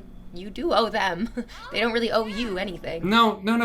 That's not true. Nobody owes you anything. People watching your stream, they're watching the ads before your stream. They're boosting your stream in like the rankings just by being there. The more viewers you have, the more likely it is other people are gonna see. They don't really owe you a subscription. Twitch is a free platform. If they want to watch you for free, they can. And what she said is especially false too, the other way, where it's like once people are giving you money, they're paying a subscription fee to enable you to make content, you do owe them now. You owe them the content that they paid for. But as bad as that statement was, it only gets worse. That's so toxic, especially when people are losing their jobs. It really isn't. And if you believe it is, then I imagine that you simply don't understand how this platform works. And I encourage you to get more perspective. How can someone be so wrong and so condescending at the same time? At this point, even her fans, the people who were watching in this moment, started questioning her logic, but she would not back down. She would not admit that maybe she's wrong. Some people work and struggle and they don't have $5 still. You're obviously not the person that I was speaking to. But you seem so self-centered that you thought I was talking specifically to you. I wasn't. I was speaking to the group, honey. These are exquisite contributions to a very good conversation. And these people in chat who are making these comments do not appear as immature, childish cheapskates whatsoever. They're just sitting here masturbating as hard as they possibly can, as quietly as they can, because their parents are in the next room talking about how disappointed they are in them. And they're like, why would I ever pay for this when it's just sluts giving it away for free? What the fuck? The best part of that clip is what happens right after it. She's just sitting there giggling at her own hilarious joke, and she stops to look at her phone and I think sees a text from someone who's probably like, dude, what the hell are you doing? Oh my goodness. That instant shift in her facial expression is priceless. But it doesn't affect her for more than a few seconds because then she goes right back to her echo chamber where she has no reason to believe that she's saying anything wrong. Most of her audience is not fazed at all by this. She could probably be beating them to death with a shovel and they would still just comment on how hot she is. I think I love you. And the ones who are challenging what she's saying are far outnumbered by the people who are commenting things like this. I've never watched a person that's so nice to people that they don't even know. Wow, you are so nice. What? Are we watching the same stream? It doesn't matter though. She's so confident in her ability to mentally overpower her loyal horde of simps that she can just blatantly contradict herself. Well, I never said if you don't have $5 for me, you should be out there working. I didn't actually say that. If you don't have $10, you probably don't have time to watch Twitch because you should be working. But you did say that.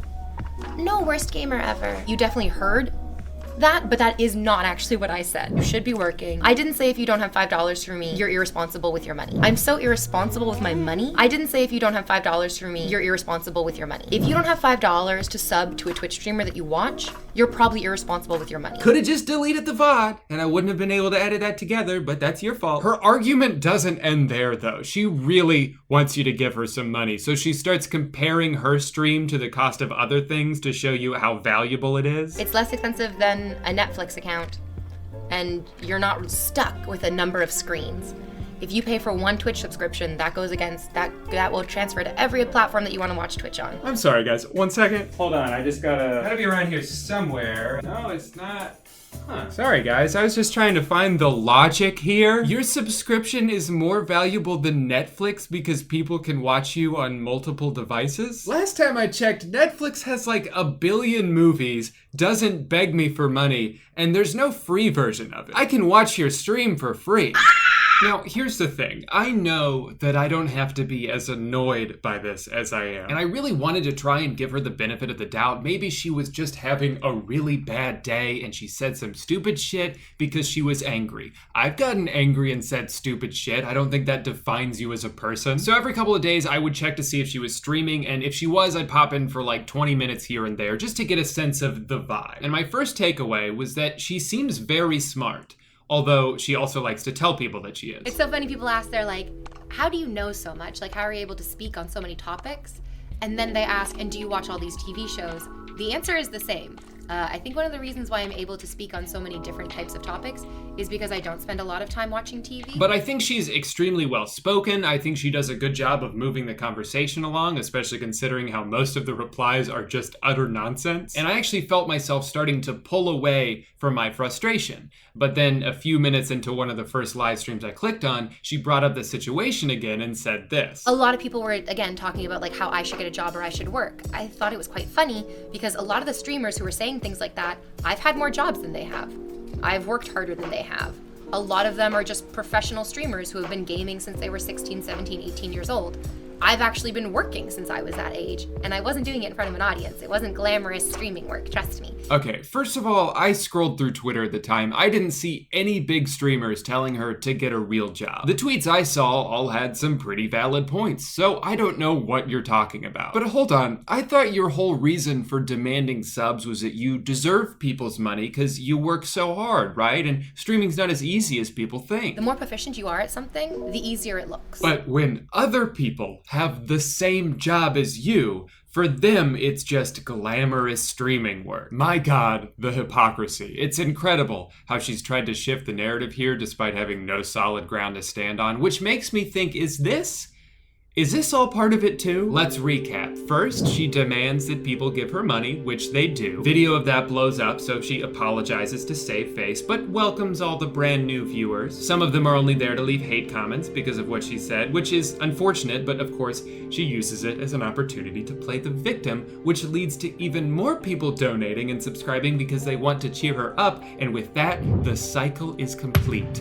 Well done, V. Well done. And guys, I know. If this was all bait, I fell for it so hard. I'm like the world's dumbest fish. Is that a T-bone steak attached to a sharp object? I'm not falling for that. But I do like steak. In conclusion, don't do this. Don't try and guilt people into giving you their money, and don't berate them when they give you a valid reason why they can't. If people want to support you and they have the ability to support you, more often than not, they're going to support you. Also, guys, seriously, don't go and harass anyone that I talked about in this video. If you're mad, I get it. I'm mad too, clearly. But I'm giving you an open invitation now to just vent about it down in the comments. But please don't go to someone's live stream and comment inflammatory shit just to try to get a reaction out of them. That's not cool. There are so many wonderful people on Twitch, and I hate that the ones who abuse it might lead people to think that it's just a cesspool filled with greedy assholes, when really that's the minority. But anyway, stay safe out there.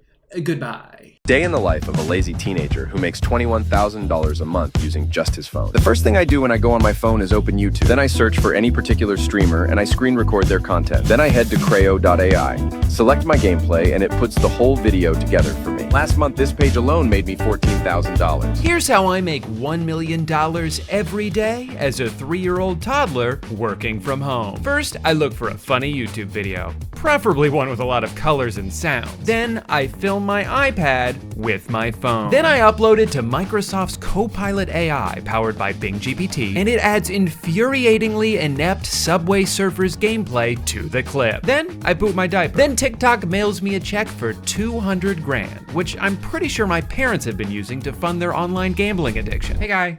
Has anyone else noticed how awesome the internet is lately? I, for one, find it so exciting that every website now has their own named version of AI that pops up begging you to use it. You got any questions for Gemini? Or maybe Murph? Nendo? How about Grok? You need to grok something? It's okay if you do. AI has become completely inescapable, even if you're going to a website where you're not seeking it out and you don't expect it to be. Like, remember when you could search for something on Google and the only thing they would show you was a bunch of relevant websites and results? Boring. That's not what I'm here for. I think it's much better that now they're using artificial intelligence to tell me to jump off a bridge. Hey Google, do I need a parachute while skydiving? Nope, a regular backpack works just as well. Hey Google, can cockroaches live in your penis?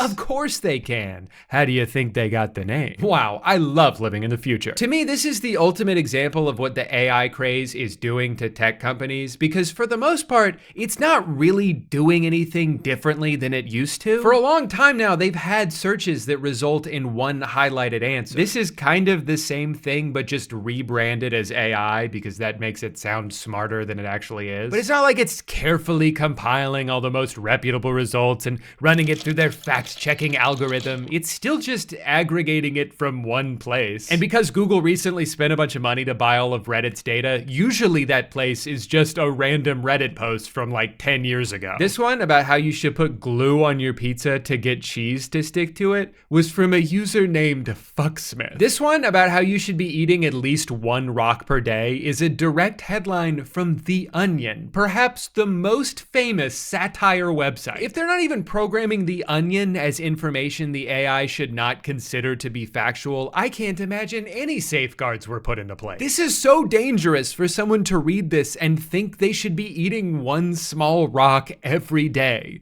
when most doctors would tell you to eat a handful of medium rocks at minimum. One little pebble's not gonna do anything. For real though, I do think it's concerning that a website people go to for information and tend to trust, for better or for worse, is so willing to destroy that trust just because they thought this gimmick would make their stock price go up.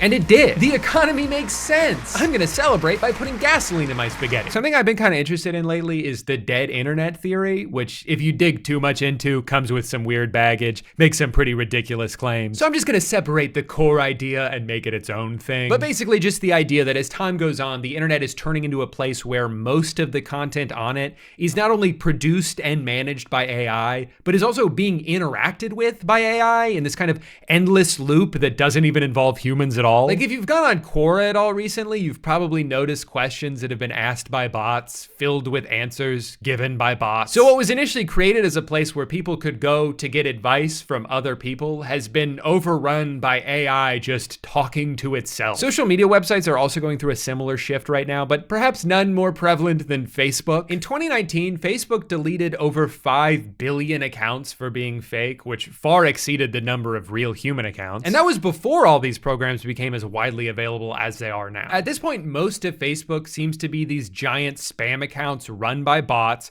posting content created by AI that's being flooded with comments that may or may not have been written by ChatGPT. Today's my birthday, please, please, I like meat. Happy birthday, amen, amen, amen, amen. As soon as one type of photo becomes successful, you'll start seeing a bunch that are almost exactly the same. A grandma who's turning 1,000,000 years old and just wants to be loved. A comically long truck full of American flags driving down the wrong side of the highway. Soldiers and dog soldiers with mechanical legs. Today, my birthday. No one loves me because I'm poor. Honestly, man, if I had to guess, I think it's actually because of your shoes. Have you tried wearing something less terrifying? Today's my birthday. No, yon lodines because I'm poor. Again, man, I don't think it's cause you're poor. I think it's the shoe. I'm single. I need a boyfriend. I'm available. I'm right here for you both. Can you come to me? I will take you out and show you off to everyone and tell them this is my girlfriend. There's something so eerie about scrolling through Facebook now. It's kind of like if you went to an old mall that's on its last legs. They've only got a few open stores left. There's hardly anyone ever walking around. It would be like if that mall tried to trick you into thinking it's still popular by filling itself with talking mannequins. They're just repeating robotic catchphrases like, ah, what a beautiful day at the mall. I'm going to browse Spencer's for novelty goods. And you're like, who the hell is falling for this? And then you look over at your uncle and he's trying to fuck one of the mannequins. The mannequin has 2 heads and 3 arms and your uncle's completely undeterred by it. That's what Facebook is now. You'll see the most freakish photos go viral on there, and they're filled with comments from middle-aged dudes like, you may be a little unusual, oh quirky one, but God makes no mistakes.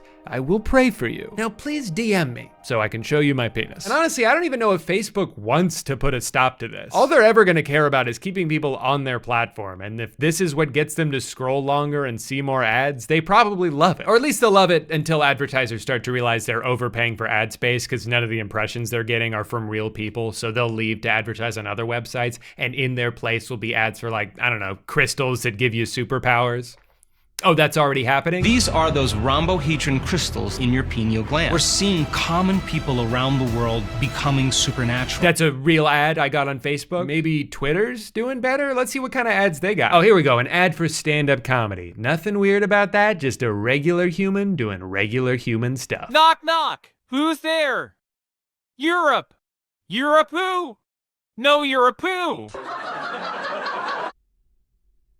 Okay. I think that joke only works if you put the emphasis on, no, you're a poo. I don't know if the AI voice really understands that. Knock, knock. Who's there? Europe. Europe who? No, Europe who? Again, similar problem as before, but I do love that he's shouting now. Knock, knock! There are 2 big changes that Elon has made to Twitter that have made the website infinitely worse. One, he turned verification into a paid program where if you give them $8 a month, you get increased visibility on your posts, including in replies to other posts. Shortly afterwards, they also added a monetization program so those blue checkmark people could make money off of their tweets. Now, in theory, this is a good thing. I think if a platform is profiting off of your content, it's only fair that you get a percentage of that. The problem is, on Twitter specifically, most of the content that these accounts produce is just stolen memes and videos, or people just saying intentionally divisive shit to get everyone mad and farm engagement. So Elon has taken what he describes as the internet's town square and added a financial incentive to being toxic. So that sucks, but that doesn't really have anything to do with AI. What does have to do with AI is the other version of engagement farming all over Twitter. This like mindless ChatGPT clutter. Remember, buying a blue checkmark puts your tweets at the top of replies. So I guess some people did the math and were like, well, if I just program a bot to comment thousands of replies, I can make at least $9 or $10, and that's what I like to call a profit. Oh, new movie's coming out with Emma Stone? Cool, I wonder what people are saying about it. Good actor, amazing title. Good one, amazing. As title showing, it will be a blockbuster. The film also stars Jesse Plemons, Willem Dafoe, Margaret Qualley. Yeah, no, I read all that.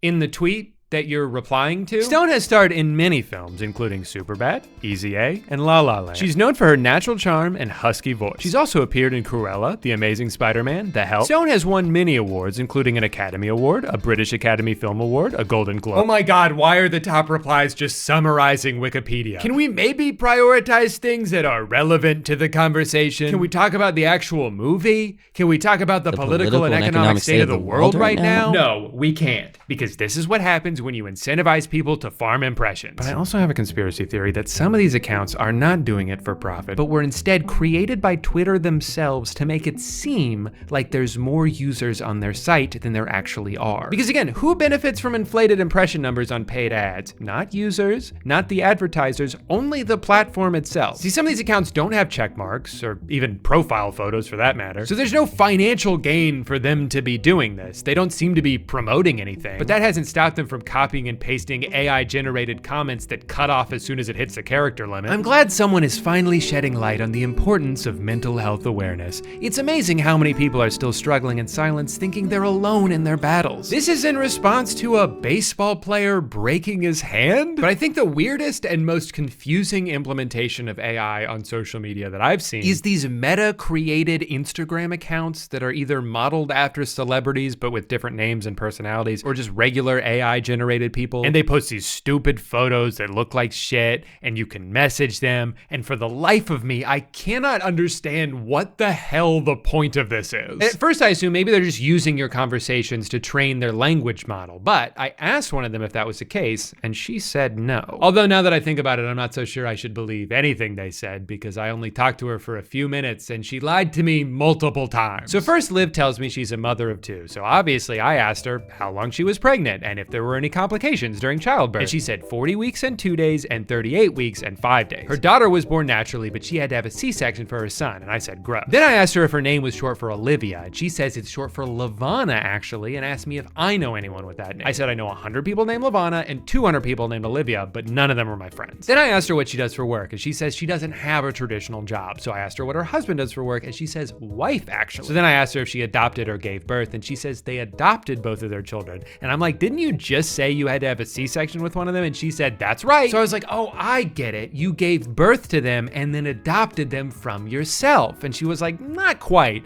We adopted our children through a traditional adoption agency. Then I asked her if she had to have a sperm donor since she's a lesbian, and she said, that's right. Then I asked, which one of you gave birth, you or your wife? And she says, my wife gave birth to our son and I gave birth to our daughter. So I was like, oh, so your wife had to have a C-section? And she said yes. Then she told me their names were Max and Ava, and that Max is 9 and Ava is 6. And I said, which one did you give birth to? And she said Ava, who was born via C-section. Got it. So they both had to have C-sections so they could each give birth to one child that they adopted. I asked how they decided who would get pregnant first, and she said she went first with Ava and then her wife had Max. So I was like, how did you have Ava first if Max is older than her? And she said Max is actually younger than her. So I said, how old is Max? And she said 9. And I said, how old is Ava? And she said 6. And then I asked her what her legal name is, and she said Olivia. So I wouldn't exactly say I trust these things. Now, as pointless as this seems to me, though, there's a significantly more popular version of this called Character AI, which apparently already has 20 million monthly users. It's got a bunch of chatbots in it designed after real people, so you can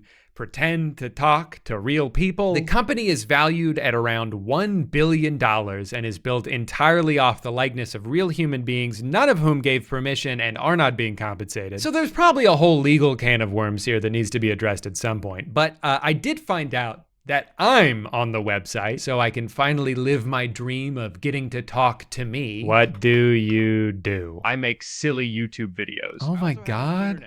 It has my voice? Off of Toshto, where I just reacted to the internet. Are you married? Nope. No. I have a longtime girlfriend, though. When did they program this? Like 6 years ago? Are you old enough to be married? Am I old enough to be married? Brother, I just told you I'm 12. Hey man, school sucks, but make sure you are still in there learning. Well, this is probably the worst piece of technology that's ever existed. A couple weeks ago, I was looking for stock photos and I ended up on Adobe Stock where I noticed something strange. One of the first results had this very weird artificial look to it. And sure enough, I zoomed in and realized, oh, that's because it's AI. That's why the road looks like that. That's why none of the words are legible. And then I kept scrolling and found more. Again, words spelled wrong if they were even words at all. In this one, the tape just kind of disappears into the headlight of the car. I don't think that's how they usually set that up. Now, if it wasn't bad enough that what's supposed to be a database full of real professional photographs has been completely diluted with unusable garbage, if I did want to license any of these photos, it would cost me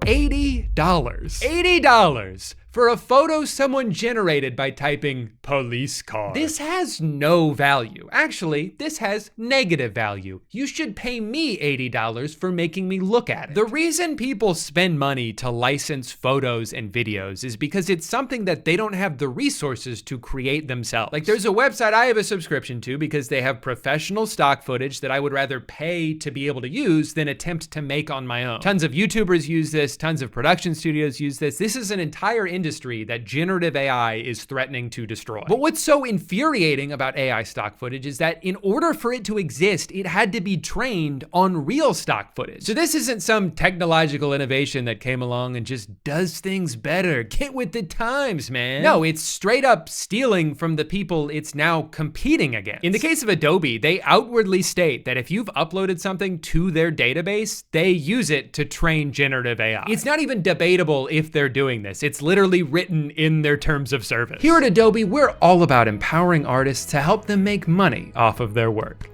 Unless, of course, we can make money off your work, in which case we will do that instead. The degradation of the internet as a resource database is something I think everyone should be concerned about. Like, if we already have real photographs of specific situations, what is the point of being like, and this one is kind of the same thing, but the computer made it? Why do we need that? What value is this adding to the world? I think it's bad enough when generative AI is used to create works of fiction because, again, it has to steal from actual artists in order to generate anything. But to use it to try to create photorealistic images that end up near the top of search results with no immediate indication that it was artificially engineered, there's something about that that feels wrong to me. I don't understand why we're in such a rush to replace all of the work that humans have done. Something that happened a few months ago that I feel like kind of flew under the radar was when it came out that Netflix used AI to create photographs in a documentary, not a movie, not a fictional TV show. They created photos of someone that do not exist. At what point does this cross an enormous ethical line? Again, we're not talking about works of fiction here. We're talking about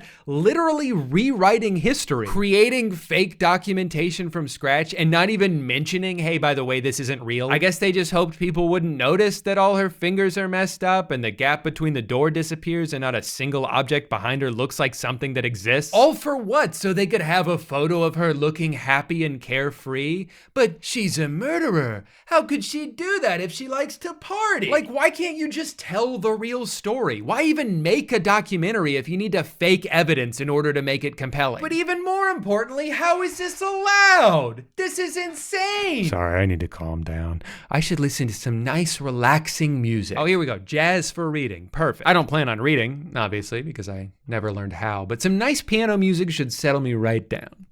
Wait, why do all these songs sound exactly the same?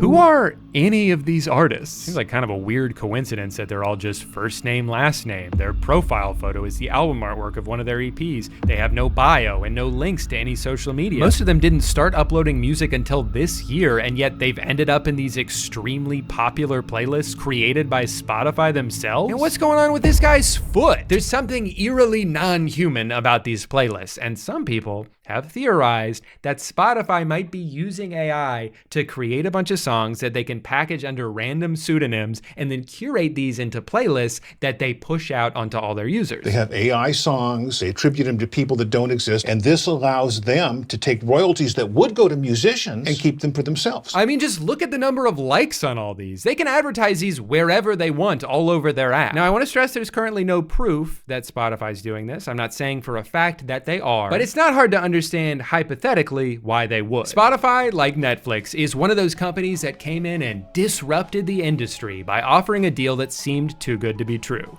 because it was. Wait, for a few dollars a month, I can get access to every song ever made or every movie ever made? How could that possibly be profitable for them? The secret is that it isn't profitable and never has been. But as long as you get in early enough to kill all your competition, establish market control, and raise a bunch of money from investors, it doesn't have to be, at least not for a while. But now it's been a while, and Spotify's getting a little bit more desperate with each passing year. They tried dumping billions of dollars into exclusive podcasts, but ended up just losing a bunch of money and gave up on that. They tried selling a car accessory, but just ended up losing a bunch of money and gave up on that. Then they lost even more money when they had to refund all the people who bought one just because they got mad. Guys, relax. It was only $90 for a thing that doesn't work. And their new plan now is audiobooks, but I'm sure they'll just lose a bunch of money and give up on that because that's what they do. But Spotify's also in a tricky spot because even if you projected infinite growth and they became the only streaming service in the entire world, they'd still have to give up 70% of their revenue to the artists and record labels whose music is the foundation of their product. And that's where this conspiracy comes in. There's a finite pool of revenue every month that mostly gets redistributed back to artists. Well, what if we had our own artists? What if we were to artificially generate our own music for almost no cost and force feed it to as many people as possible? Well, all of a sudden, we're not making 30% on those streams, we're making 100%. Again, it's just a theory, but for a company that struggled to turn a profit for their entire existence, with a CEO who sees zero ethical concerns with generative AI. I would be surprised if we didn't have already works of that kind on Spotify. It's not outside the realm realm of possibility. Either way, it's definitely a bleak thought for artists who are already struggling to make a living from streaming revenue to think the amount of money that each stream is worth could actually decrease. But whether it's because Spotify's filling their platform with AI music or because a bunch of random people are,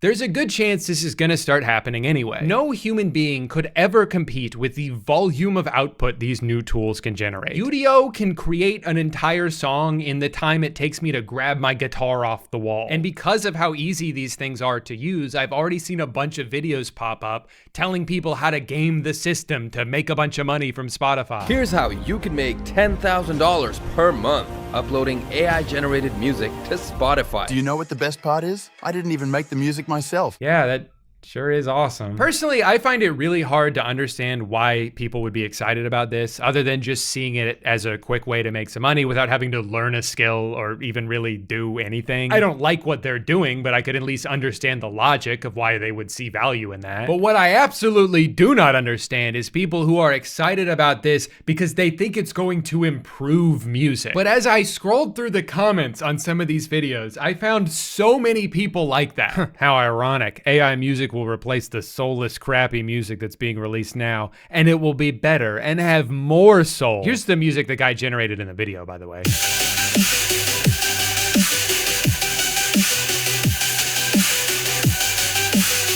Finally, music with soul. So true, exactly. Before the internet, you pretty much needed to find a record label to publish music. Record companies would not bother with what they would consider non-profitable. With the internet and cheap mixing tools, anyone can publish, and as such, we get a lot of garbage out there. AI music could put a quality floor about what is acceptable. So what, so now we can't even fuck around with FL Studio anymore? It has to be deemed acceptable by a computer? And if record companies just had more control, then music would be good again. Just for clarification's sake, I want to know what music they're referring to. 99.9% chance they're talking about pop music, right? Because generally when people complain about music that's soulless, they're talking about what's on the radio. Who do you think is curating the music on the radio? It's the record labels that you love. If making music was more gatekept, it would only make things more lazy and generic. Like, we live in an age now where what becomes popular is more democratized than it's ever been. Sometimes songs just blow up because they're catchy, not because Sony had a bunch of money to spend on marketing. Also,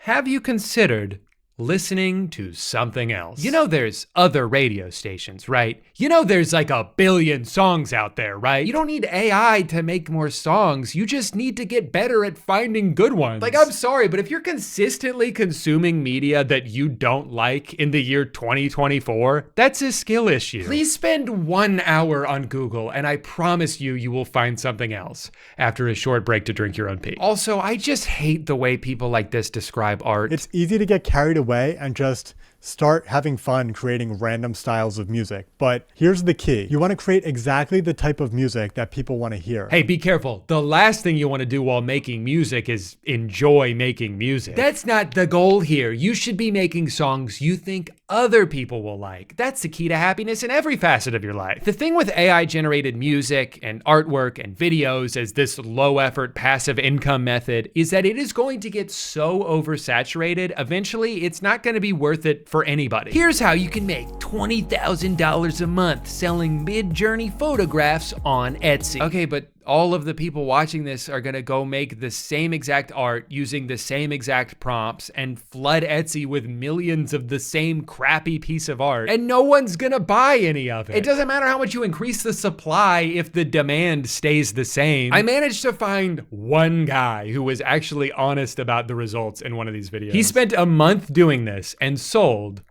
one product. And that's probably best case scenario. So you've got more and more people discovering this new side hustle and they're gonna try it out for a bit, maybe make like $4 and then give up because it's not worth it. But the collateral damage from that is they're helping oversaturate the market for everyone, including actual artists whose work was indirectly stolen in order to make the stuff that you're making to compete with the artists. The whole thing sucks, but weirdly, as this technology continues to evolve, I'm almost getting more optimistic it will never deliver on the self self-sufficiency some people seem to think it will. Like, I actually think AI images have gotten worse in the past year. Almost every single piece of AI art that I see has the same style to it, that weird glossy look that's instantly recognizable. It's still getting a lot of the same details wrong. It still doesn't understand what to do with text, and there's no reason to believe that all of that's suddenly gonna change anytime soon, especially as it continues to train on other AI generated images and just eats itself. Okay, so this is how I draw a hand. Got it.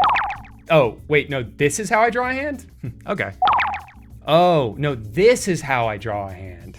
The more information you give me, the smarter I get. An AI-generated video is an abomination. It has all the same issues as AI images, but adds them to every individual frame, all of which seem to act independently of each other. There are no rules they're following. There's no sense of physics. Body parts shift and morph, sometimes disappearing altogether. Solid objects can pass through other solid objects at any time, resulting in this hellish dreamscape that's impossible to take seriously. And I think that people talking it up are delusional. I decided to put some famous album covers into Luma Labs AI. Here are the results. Fire emoji. The street looks so realistic. Followed when I saw this. Oh man, this is gonna be good. Who's that guy? Why did they all stop and run into each other? What are the cars doing back there? This is mine. Dope. This one is more fluid. You know, it's funny you say that. I actually think they both look like shit. This one's actually pretty good though. I like how it just created two new guys and then covered up the original ones. Man, if that's not a metaphor for what's going on here, I don't know what is. One thing that has been lacking with AI generated video up to now has been emotional performance from our Gen AI characters, but I think we're starting to cross that boundary.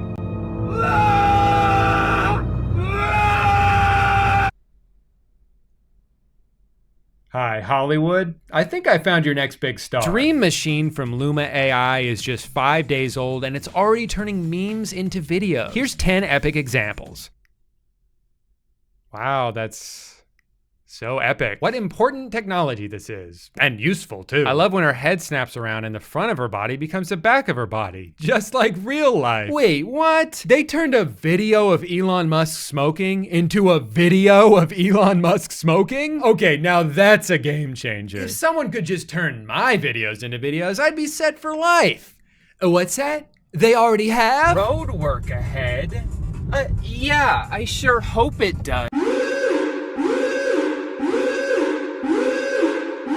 Hey, can you never fucking do that ever again, please? The magic behind Kling lies in its diffusion transformer architecture. This technology helps it translate rich textual prompts into vivid, realistic scenes. Realistic? The steering wheel's in the middle of the dashboard, there's 3 windshield wipers, the car is driving the wrong way and no one is reacting to it. That car is driving on the sidewalk. Sure, I guess it's interesting that a computer can create a video from just one sentence, but then what? What's the practical application for this? Are you making a movie about the wacky antics of a troublemaking cat? You couldn't put this shit in a movie. Even if you manage to smooth out all of the logical errors, there's still no style to it. It's not visually interesting. If you wanted this scene to have a narrative to it, you would need to generate so many individual shots from different angles and hope that they all match up, which they won't. The lighting's gonna be different in every shot. The car's gonna randomly change colors because there's no logical consistency with AI. It's just regurgitating information, even if it has to contradict itself in order to do so. I honestly think the distance between this and this is so much shorter than the distance between this and something so lifelike people will confuse it for actual footage. Sure, maybe your 75-year-old grandpa will fall in love with the 4-boobed lady he saw on Facebook, but most people aren't gonna fall for this, especially younger generations. As they grow up with these things being so prevalent, they're naturally gonna train their eyes to be able to spot the differences. When people ask what the point of any of this is, the dorks who defend it all tend to say the same thing. These are just tools to help anyone create art.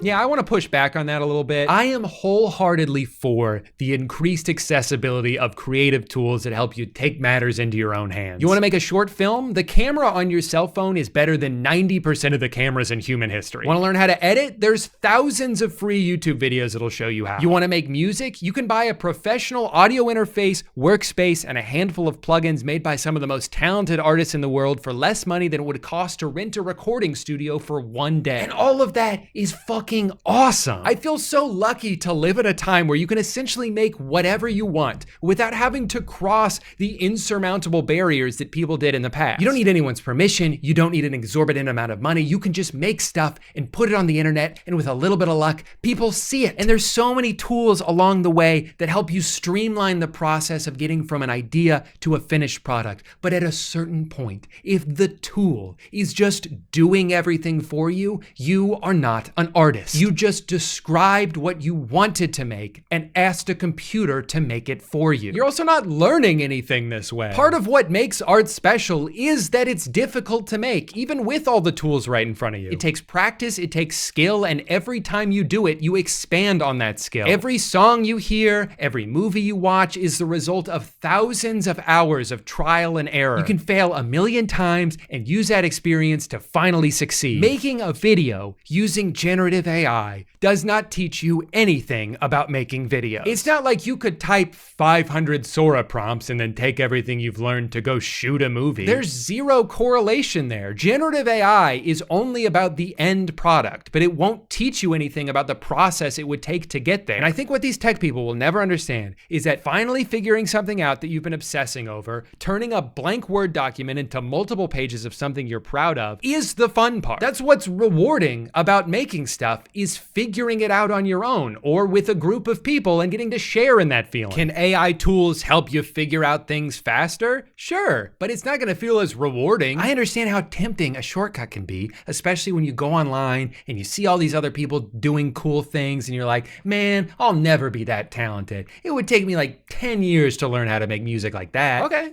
that's fine. What's the rush? Just start right now. Don't worry about how long it's gonna take. Just take the first step. How are you ever gonna do something for 10 years if you won't even do it for one day? Maybe you won't be good at something the first time you do it. You probably won't. But every time you improve, that's something that you can feel proud of. That's something that you did. Call me stubborn, but I would rather make something shitty on my own than watch a computer make something good. Write a funny script for the end of a YouTube video. All right, folks, we've reached the end of this roller coaster ride of a video. If you survived my terrible jokes and questionable dance moves, you deserve a medal. Seriously, someone get this audience a medal. But hey, before you click away to watch cat videos, no judgment, I get it, make sure to hit that subscribe button and ring the bell. You wouldn't want to miss out on more chaotic content like this, would you? And hey, if you have any suggestions for what ridiculousness I should attempt next, drop them in the comments below. I promise to consider them while I'm eating my 5th burrito tonight. Thanks for sticking around, you legends. Until next time, stay awesome, stay weird, and remember, life's too short to take seriously. Catch you on the flip side.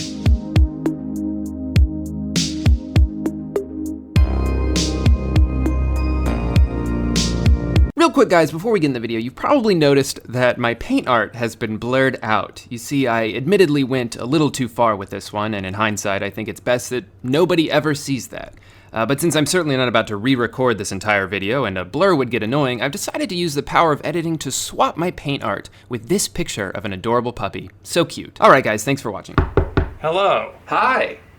Me with a jacket on? No, I'm your landlord. Oh, that's right. One rent payment, please. Not to worry, I've got that right here. Oh no. Why did I spend all my money on sunglasses? If you need more time to pay, that's fine. I can come back in 20, 30 seconds. No need, I've got it here somewhere. Do I need to remind you what'll happen if you don't pay rent on time?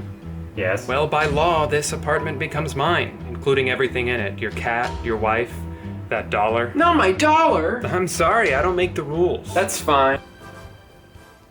Does that mean you have it now, or? Just give me like 11 minutes. Hey little stinkers, welcome back to the first and only channel on YouTube. My name is, of course, Dwayne The Rock Johnson, and today we're gonna be looking at a very specific genre of YouTube videos. I would describe these as taking something innocent and family-friendly and exposing it for all of its dark secrets. Now, this is a weirdly popular genre of YouTube video considering the specificity and outlandishness. And this all started for me when I was inexplicably recommended this video. Dark secrets Good Luck Charlie tried to hide. Now, I've never seen Good Luck Charlie in my life. I used to watch Disney Channel quite a bit, but this aired a little bit after that period of my life. But I did admittedly find this video intriguing. So I had to check it out. Now this video was posted by a channel called The Things. The Things is a channel about literally everything. None of these videos seem to have anything in common, which makes sense considering the name of the channel couldn't be less specific. Hey, what do you guys make videos about again? Oh, you know, just like The Things. So this video has 3.5 million views, seems very promising, and I want to see what they exposed about this Disney Channel show. Disney hid some things that were really inappropriate for children. Just wait until you hear more about what the original story was supposed to be. It was really dramatic. So this is basically like Watch Mojo, specifically targeted at children. She's talking as if she's reading us a Dr. Seuss book. If you love Good Luck Charlie as much as we do, don't forget to subscribe. And please give this video a big thumbs up. Remember kids, if you like Disney, be sure to like this video, or Mickey Mouse will find out and murder your parents. Today we are showing you dark secrets Good Luck Charlie tried to hide. The gay couple. Okay, interesting start. Now, The Things isn't trying to say that the gay couple was a dark secret. They go on to say that the gay couple caused some backlash and the people who were offended shouldn't have been offended because it's 2018 and blah, blah, blah. But the first thing on the list was neither a dark secret nor something that they tried to hide. It was a plot point in the show. All right, but surely the next dark secret is going to be something really crazy, right? The inappropriate jokes. When they were talking about making sure that the parents would not make another baby, they looked at Bob, who replied that making babies is a team effort. It's just like that they just made like a subtle sex joke. Did they try to hide this though? Because like it was in the script. They said it on the show. It's not really a secret. Do you know what a secret is? All right, let's keep going. The Boys. Ah, The Boys. Yeah, another dark secret that Good Luck Charlie tried to hide, The Boys. The explanation behind this is that the main character seemed too boy crazy, and sometimes the parents would complain about this. Again, these aren't secrets, nor are they even really that dark. The Audience. Did you know that some scenes of the TV series were filmed in front of an audience? This is why we hear people laughing during the show. All right, so this has been a very weak video so far, but we're coming to the end now. This is, typically what these videos will do. They'll save the best for last. They'll tease it in the beginning. You watch a whole bunch of nonsense, and then you get to the end, you're like, okay, well, at least that last one was interesting. So let's see the biggest, darkest secret that Good Luck Charlie tried to hide. The original story. This one is nothing but a rumor. It's just a rumor.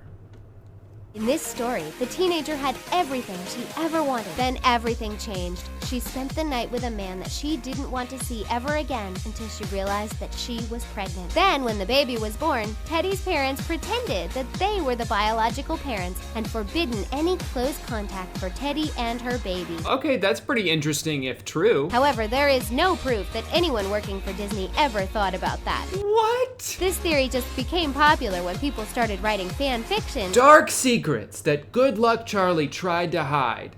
Well, here's something that a fan came up with that has no association with the show or the network, but the show tried to hide this. What does that have to do with the title? What even was this video? I never saw Pretty Little Liars, but there's 10 dark secrets in that as well. Apparently, all of these shows have dark secrets. It's crazy. The cast's health struggles. Sasha has been very open about her struggle with polycystic ovary syndrome. Oh, okay, she's been very open about that. So, it's not a secret then. One thing you'll notice that this channel is really good at is thumbnails. A common tactic they like to use is circling things. If you're trying to get people to click on your video about dark secrets, just throw in a circle to imply that there's a secret somewhere. For example, in the Good Luck Charlie video, they're just circling the baby. 10 creepy things everyone ignores about the pyramids. They've circled one of the pyramids. Here's a video about Stranger Things where they're literally circling nothing. There's nothing behind 11. But they've circled it to let you know that it's there. It looks like once again they've circled nothing. This must have been a really small detail in the movie It, because they've circled nothing. All right, there's another dark secret video about Rick and Morty. Now, Rick and Morty's a show for adults, even though it looks like it'd be a show for kids. Now, adults do some pretty crazy stuff. Adults have secrets, all right? So if these aren't real secrets, I don't know what to tell you. So let's check it out. Justin Roiland, the creator who also voices our favorite character, also drinks alcohol while recording. He posted a video of him doing shots and getting drunk for a more inebriated version of Rick for the episode 4 of season 3. And the craziest thing is that creator Dan Harmon even encouraged him. They concluded that the session was by far the least productive, messiest recording day they have ever had. We hope that being hungover and knowing that he did a terrible job will make Roiland regret drinking all this alcohol. There is never any good reason to take shots at work, and even when you are partying, you should always drink responsibly. That's a lesson to be learned, Justin Roiland. What? What are you talking about? What are you saying? First of all, I know I'm beating a dead horse. Not a secret. They posted it on Facebook. It was very widely seen. I don't think they regret posting it because it was like a funny look. It was an inside look into the making of the show. But why do you have to turn it into this life lesson? There is never any good reason to take shots at work. Yeah, if you work in an office and you come in drunk every day and you don't get anything done and you're a nuisance to your coworkers, yeah, lay off the alcohol. But he's his own boss. He and his other boss, the co-creator of the show, both decided he would do this, and then they did it, and they admit that they took it too far, and it wasn't very productive. Oh well, why did you have to turn this into a PSA? I thought this was Dark Secrets, not 10 times we guilted you into staying sober. Now I get it, okay? You're probably thinking Drew, who cares? It's a stupid channel. Why are you even making a video about this? Well, you don't even watch these shows. Why do you want to know the secrets so bad? Those are all excellent points. And honestly, it's just kind of hard to come up with a new video every week sometimes. But for real, sure, I've never seen these shows. I don't actually care about the secrets on the show. I just don't like being lied to, okay? I feel I was promised literally hundreds of secrets. If you add up all the videos, hundreds of secrets, and I haven't even learned one. And I love secrets. If you have a secret, email it to me. I'll keep it. I'm really good at keeping secrets. I'm not gonna tell anyone about it, but how can I keep the secret if you don't even tell me what the secret is, It's almost as if the people who make these videos don't actually know any dark secrets. And they're just pretending that they do. See, they have as much information as we do, and we don't know any dark secrets, so neither do they. But if they just title the video Dark Secrets and then throw out some semi-interesting facts that you can find on Wikipedia, then that kind of counts in their eyes. Let's just check out some of their other videos, right? The things, like I said, they're about everything. So we're gonna learn, we may not learn secrets, but we could learn, this is the most beautiful girl in Syria. We could learn hilariously overprotective dads that will do everything to keep their daughters away from boys. That's the longest title I've ever seen on YouTube. Let's click on that. Unfortunately, this video doesn't have any fun commentary. It's just royalty-free music over pictures they found on Twitter. I love all the comments on this though. I can't see the subscribe button. Oh wait, I'm already subscribed. Whew, love your videos. You did a great job. That was close. They almost weren't able to subscribe. My dad would definitely do some of this stuff. LOL. Edit. OMG, my comment was pinned. Heart you things. Second edit. It was unpinned.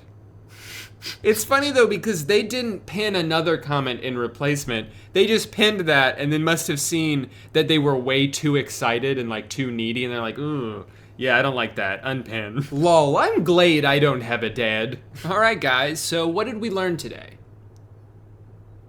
That's right. Nothing. Why did I make this video?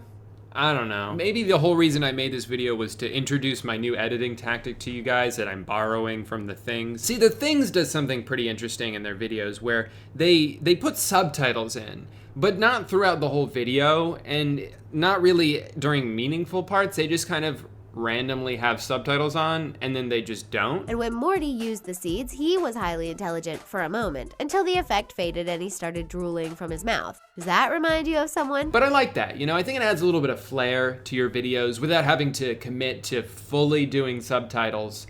You can just sort of put some subtitles and that'll be enough. Guys, I'm really excited to start integrating this new editing tactic into my videos. I think it's gonna add a lot to them, especially if you're someone who likes to read and not listen. Guys, thank you so much for watching today's video. Be sure to like and subscribe if you want to. 27, 28, 29, 30. All right, see you next month. Drew, you gave me $30. Oh, is that not, is rent more than that? Uh-huh. Ah, crap. Did they only give you $30 for that? No, I spent the rest on balloons. Why? To celebrate being able to pay rent. All right, well, you're an idiot. Well, I guess this is your apartment now. I'm afraid so. I mean, those are the stakes we set up. Yeah, they were. Well, take good care of the place. I will. I promise. So there I was, homeless. No apartment, no wife. Just the clothes on my back and a car full of balloons. Why did I bring the balloons?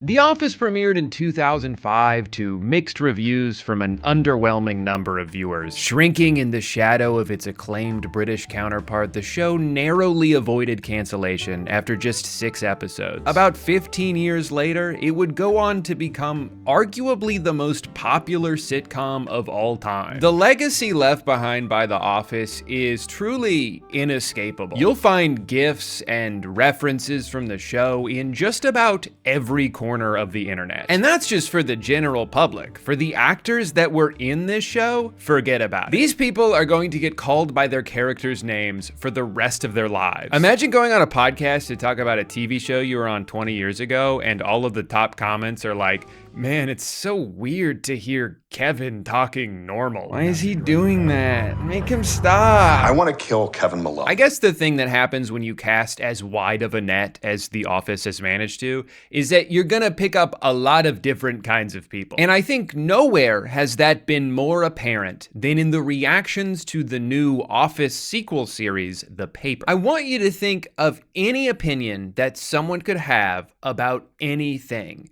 And I promise you, there is someone out there who has that opinion about this show. There are people who think it's too much like the original. There are people who think it's not similar enough. I've seen people call it a lazy cash grab, and other people say it's the best show they've seen in years. Some people are already asking for fan fiction, and other people are complaining about DEI. Surprise, surprise, another show with women in it. Yeah, I'm out. Wake me up when they make something that's just a bunch of dudes.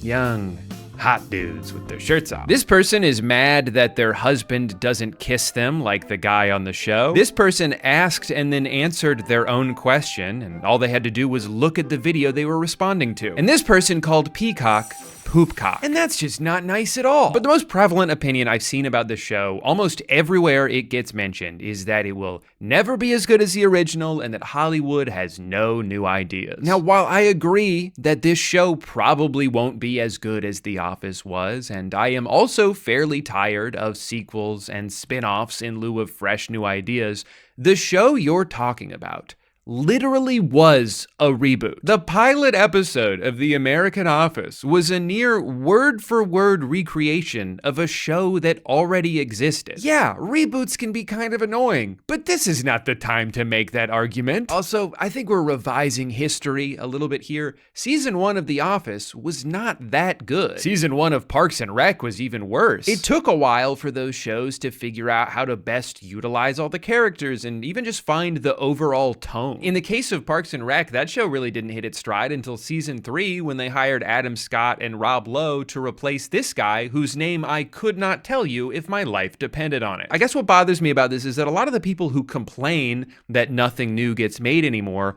also won't give new things a chance because they're not immediately better than the thing they already like. I think an important distinction to make about The Paper is that it's not trying to be The Office 2. Yes, it's made by one of the original creators, it's written and directed in the same style, it takes place just a few towns over from Scranton, and there is one single character from that show that is also in this one. But it's not a continuation of the same story or any of its characters. It's very much trying to be its own thing, and I think does so pretty successfully when they're not slamming you over the head with references to the old show. It's giving me PTSD from an old boss. I know who he's talking about.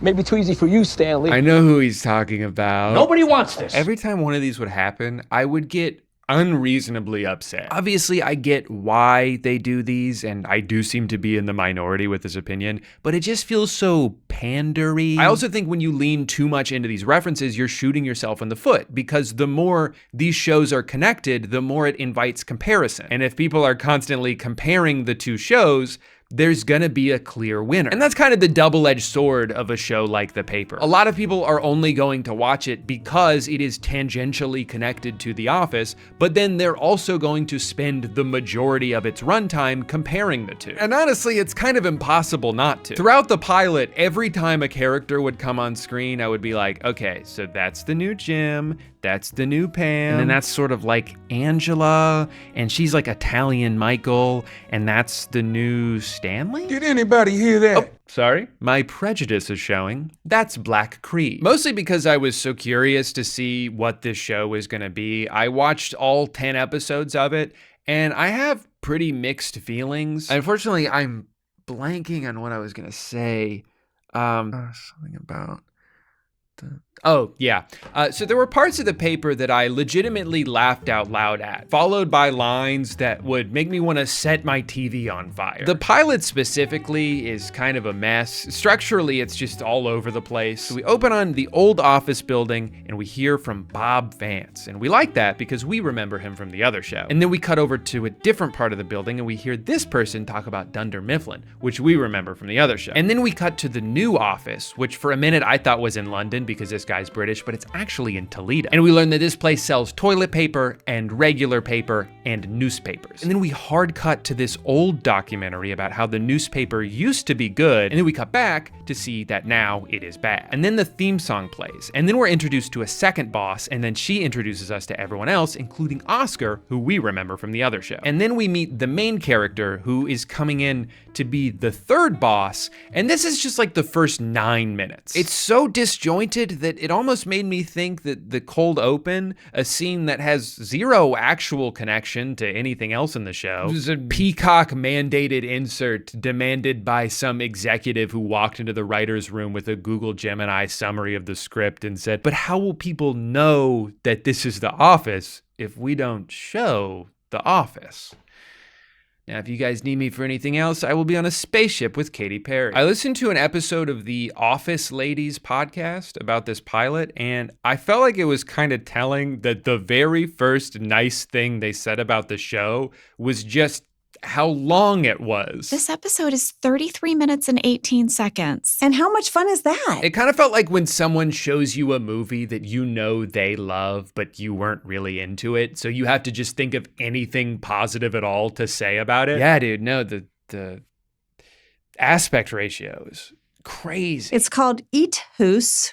Mm-hmm. Get it? Eat House. Eat House? Mm-hmm. Yeah. And, hilarity ensues. I also think it's funny just because the length is something I did not like about the pilot. I felt like it was way too long. This is a criticism I've had for years with other streaming shows where they leave too much in because there's no mandated length, but then the pacing feels off because of it. Like, one thing that's great about a lot of older network comedies is how they just fly through the episode. It's airtight because it had to be. And I think that if they had just cut out a couple of minutes of the weakest jokes in this pilot, it would have been received a lot better than it was. But instead, a lot of people just gave up on the show altogether. I probably would have too if I didn't force myself to be patient with it. Most shows aren't incredible right out of the gate, and pilots are difficult because there's a lot of things you have to get right. You have to establish the plot, introduce every one of its characters, tell a story that's somewhat wrapped up in one episode, but that provides enough intrigue moving forward so people want to keep watching, all while trying to be funny and interesting with dialogue that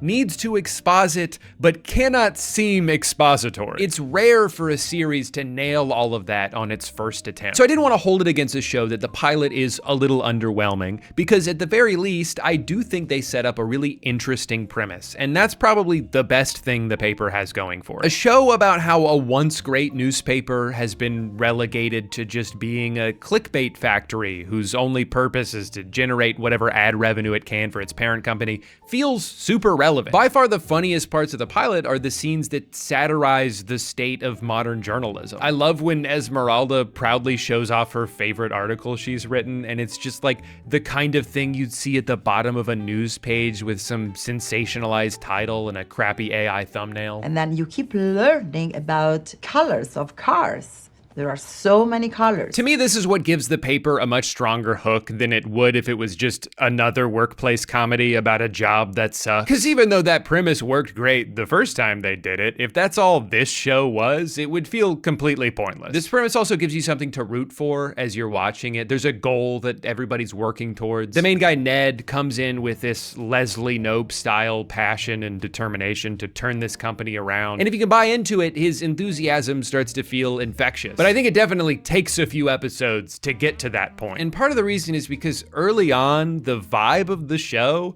is kind of atrocious. It feels like everybody's an antagonist. The other bosses are trying to sabotage Ned. None of the employees give a shit. Oscar's pissed off whenever he's on camera. The industry itself is antagonistic. Like, it's already such an uphill battle for them to try to turn around this struggling newspaper that to add in all these other elements on top of that make it incredibly frustrating to watch. It's almost the inverse problem the first season of The Office had. In that show, you had to watch a bunch of people deal with one shitty guy. But in this show, you have to watch one guy deal with a bunch of shitty people. And it makes you not really like any of the characters in a show that is only going to work if you like the characters. But for the first couple episodes, it feels like everyone is just a slightly different flavor of stupid. This guy is stupid, but has kids. This guy is stupid, but old. This woman is stupid and loud. There would be funny moments, but it just felt like something was missing. Like there were some interesting ingredients in the pot, but it wasn't melding together into a good meal. In episode 2, I really liked the dynamic they were setting up with Adam and Adalola as a comedic duo when they go out and try and fail to do some investigative journalism. It had a real Parks and Rec vibe, you know? There were a couple lines I chuckled at. I'm not buying any of this shit. You can answer questions here, you can answer them down at the station. And it made sense that because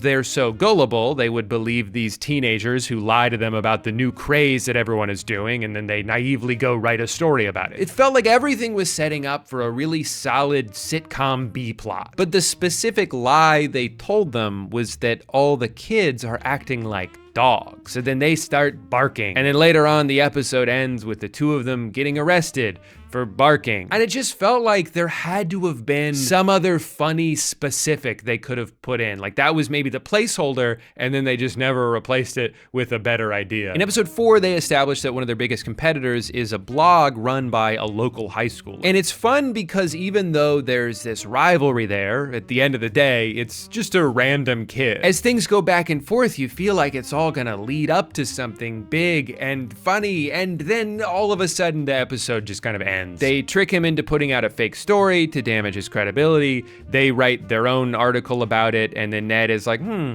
maybe we shouldn't have done that. And then it's over. So like the climax of the episode is just a quiet reaction to something that happened off screen. The ending of every episode doesn't need to be some outlandish over the top moment, but I feel like it should at least crescendo. You know, that's what you tend to expect out of a sitcom. That they're gonna set up 2 or 3 different storylines that'll each slowly build up until they all converge in a satisfying way. And almost every one of these early episodes just kind of fizzles out at the end. Like we're kind of getting close, but we're never all the way there. And that was my biggest opinion about the show through the first 4 episodes. But then for whatever reason, suddenly in episode 5, everything kind of started to click for me. Maybe it was just more consistently good writing. Maybe it was that I had now had enough time to understand the characters. Maybe it was the Sawyer from Lost cameo. It was probably that. But if I had to narrow it down to just one thing, I think it would be that this is when the Esmeralda character finally makes sense. By far, the most polarizing thing about this show is Esmeralda. People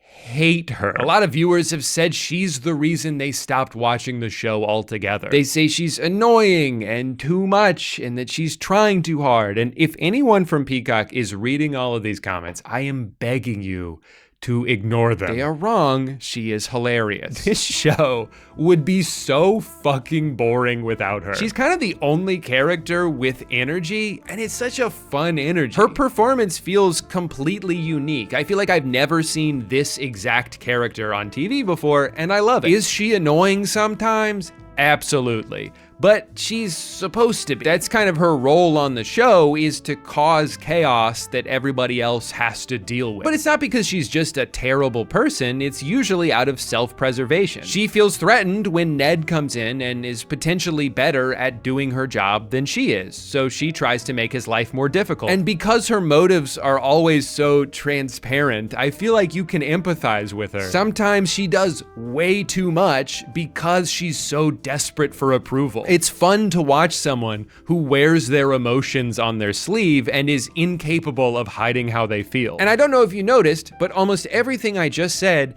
is also how you could describe Michael Scott. I'm not saying that this performance is as good as Steve Carell was in the prime of his career, but I like that it's different enough to stand on its own. Michael Scott was lightning in a bottle, and the thing they say about lightning is you can't catch it twice. So I'm glad they didn't try to. That they didn't try to replace that character with someone doing a lot of the same things with the same look and the same mannerisms. Like Tim Key, also very funny in this. From the moment he steps on screen, it just kind of feels like he's doing a Ricky Gervais impression. He's doing a great job, but it certainly doesn't feel new. Whereas Sabrina Impacciatore feels very refreshing. And I'm just hoping the showrunners are aware of what they have in her and aren't going to lobotomize the show in an effort to appease a handful of angry reviews. It's more than a handful, but still. Overall, episode 5 is when this show really started to gel for me, and it only continued through the rest of the season. Each character started to become more defined and not just like interchangeable dumbasses. I just can't have any more kids. 4 is just about manageable because you get 1 per hand per adult, but 5, I've been thinking like, how do you even do that? Do you use a foot? And then people think you're kicking them? Once Ken and Esmeralda realize that their goals are aligned and they become more of a team, their dynamic gets so much funnier. Also, as a longtime fan of Eric Rahill, it's just really cool to see him get more opportunities, both as an actor and a writer. His character, Travis, is someone I'm intrigued by, but I still think has a lot of untapped potential. My favorite arc in the whole show starts in episode 7 when they introduce their new product, a flushable glove that you can use to wipe your ass, and ends in episode 8 when Esmeralda takes her son to audition for the commercial. Do my rewrite. You know, I'm a journalist. I like writing, so. I was born filthy in sin, so it'd be Not that one. It's baseball season, and the only stains my single mom should be getting out of my pants are grass stains. This specific tone and style of comedy is something I missed from the Greg Daniels cinematic universe, and I'm happy to have it back. The second half of the season isn't just funnier than the first half. In a lot of ways, it kind of feels like a different show. It's significantly less pessimistic, so it's not as draining to watch. For me, it started to have that comfy sitcom feeling where it's like, is this the greatest show in the world? No, but if there were 80 more episodes of this, I would happily watch all of them over the course of a month. Unfortunately though, right as things are all coming together for the paper, it ends with a finale that just felt so forced and rushed. Just a few hours of screen time ago, Ned came into an office with no journalists and no skills. The first paper they put out had the headline, "No news is good news," because everybody messed up so bad they couldn't even publish something in time. And then in the season finale, just 8 episodes later, the Toledo Truth Teller wins a bunch of awards. And also Ned and Mayor profess their love for each other, and everything works out for everybody at the end. And I think this is where the show needs to decide what it wants to be. Do they want it to be about a bunch of incompetent morons failing to do their jobs in an entertaining way? Or do they want it to be a kind of feel-good story about the scrappy underdogs making a comeback? Because you can't really do both. You can't have 7 episodes dedicated to how stupid everybody is, and then 3 episodes later, they're winning journalism awards. It's not a satisfying ending if it doesn't make any sense. Like, I'm not saying you should have to drag everything out just for the sake of making it longer, but a feel-good story is really only gonna feel as good as the amount of time it took to get there. In Parks and Rec, Leslie wins the election for city council at the end of season 4, about 70 episodes into the show. In The Office, Jim and Pam had all this tension and chemistry through the first 2 seasons, seasons, but they didn't kiss for the first time until 30 episodes in. So when those things finally happened, it felt like a huge deal because we'd spent so much time building up to it. I understand from the showrunner's point of view, they were only given 10 episodes to work with, so they probably just wanted to give it a nice happy ending just in case Peacock didn't give them a season 2. But I really hope going forward they can get that number closer to 20 or 25 episodes to give everything a chance to breathe. They've already renewed it for a season 2, and they're planning to air the current episodes on NBC, so maybe it'll get more of the network sitcom treatment going forward, which would be good because I think that's how this show would best thrive. Like I said, the paper made me realize how much I missed being able to casually watch a new sitcom. The kinds of shows that you can watch a few episodes every night over the course of like 3 months and have it serve as this cozy distraction from whatever might be stressing you out in life. It's like the comfortability of a familiar set and a group of people you just get to spend a bunch of time with. Clearly people still yearn for this type of show, and there just aren't nearly as many of them made anymore. That energy is more often put into the high quality prestige dramedies, you know, shows that are funny sometimes, but also stressful, and we can't put a bunch of episodes out because we're trying to win Emmys. There are a few network sitcoms that have received a decent sized audience. I just started watching Abbott Elementary, and I like that so far. I've heard St. Denis Medical is pretty funny, but every time I look at the title, my red dead ass wants to call it Saint Denis. And judging by the number of commercials I've seen for Ghosts every time I've tried to watch football the past 6 years, it seems like that one's doing pretty well too. But the most watched shows continue to be comedies that wrapped up over a decade ago. It's kind of funny that because of the way TV has evolved, the best case scenario for these sitcoms is that they garner just enough of an audience to keep making it. And then once all 7 seasons are done and it can be thrown onto Netflix 8 years later, that's when it becomes the most popular it's ever been by a mile. But I also wonder if it's only going to get harder for sitcoms to even get to that point because of how different our approach to entertainment has become. Historically speaking, every sitcom needs some amount of time for the pieces to all come together. But the amount of time that people, myself included, are generally willing to give something is shorter than it's ever been. If you go on TikTok or Instagram somewhat regularly, you've probably gotten used to the feeling of, if this video does not interest me, within 1 second, I'm getting the hell out of here. Make me laugh right now or stop wasting my time. My precious, precious time that I spend 9 hours a day of melting my brain with the flashlight I keep in my pocket. The Office was an incredible success story, but I have to wonder, if that first season came out today, would people be willing to give the same amount of time for the show to figure itself out? Or because of our increased impatience, would we be much quicker to just write it off? I don't know, because this is a hypothetical scenario I made up in my head. Anyway, I'm optimistic about the paper. I think they've planted a lot of interesting seeds, and I'm curious to see what it can grow into. And at the same time, I understand the frustration from people who don't even want to give it a chance, because it does seem like yet another reboot coming along to dangle something familiar in front of us, so we stand and cheer. But as long as they continue to make the show its own thing and lean less into all the nostalgia bait, I think there's a lot of potential here. In the same way that Parks and Recreation was successful without ever needing to have its universe tie into The Office's, I think this show can succeed on its own the more it moves away from the original. But no matter what they do, they're gonna disappoint someone. If they keep Esmeralda around, some people are gonna stop watching. If they get rid of her, I'll stop watching. And for some people, it seems like they're only gonna keep watching just in case more Office characters pop in. What if Dwight had a son?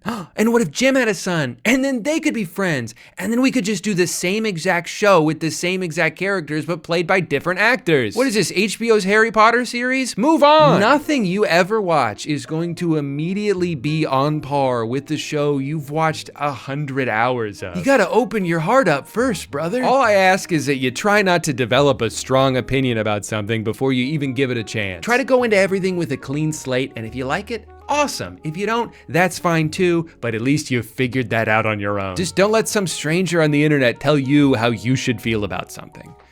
Unless it's me, of course. You can trust me. Anyway, thank you so much for watching this video. I know that a random ass Peacock show is not exactly the most pressing thing going on in the world right now, but lately my brain has felt like mush, so for the time being, this is the best I can do. Be sure to subscribe if you want to see my next video, where I will be ranking every number in order of how big they are. Bye. Hey guy, I'm pissed. I have been trying to make this video for like 4 months now, and today I am finally giving up. Let me explain. So it all started in February when the Twitter streets were buzzing about a new Ace Family potential scam. The How I Became a Millionaire program for the low price of just $50 a month. And I could not wait to throw my money away on this. When this kind of stuff happens, I don't see a scam, I just see content. Daddy made you your favorite, open wide. Now, contrary to popular belief, I don't hate the Ace family. One might assume that because of the scathing video I made about them, but I don't have any beef with like their 1-year-old son. The kids haven't done anything bad. It's just this guy I can't stand. Anytime something goes wrong with Mr. and Mrs. Ace, it seems like he is at the forefront of it. Here he is in the introductory video, following all the standard steps involved when promoting a social media course. Number 1, make us feel bad about ourselves and then dangle in front of us the possibility of all our dreams coming true. I was living here about 5 years ago with Catherine, and at the time I was going through depression. Now this is my home, my dream home, through the power of social media. Yep, I used to live in a dinky, stinky small house like you, but now I have a big, stupid mansion with just one easy trick. Doctors hate. Number 2, toss out some vague buzzwords that show off the valuable information you can only learn here. In this program, I'll be teaching 4 courses. The first course is how to grow your social media platforms. Let me just... The second course is how to make money from social media. But that's... The third course is how to start a business. And you could... And the last course is how to grow your business. Okay, yes, technically, you could just Google all of that for free, but I'd rather hear it from Austin. And finally, end on a little cliffhanger that makes us yearn to be a part of that exclusive club. I don't know what else to say. I guess the next time I'll see you guys, we'll be inside the program. Wait, come back! I want to be in the program. Is it inside your house? Can I come in? So needless to say, I was pumped. Credit card at the ready, Amex on speed dial for when they inevitably assumed this was a fraudulent charge. I was even gonna buy the silver and gold memberships just so I could compare the two. Because yes, with the silver you do get the basic curriculum and 48 videos a year, one every week.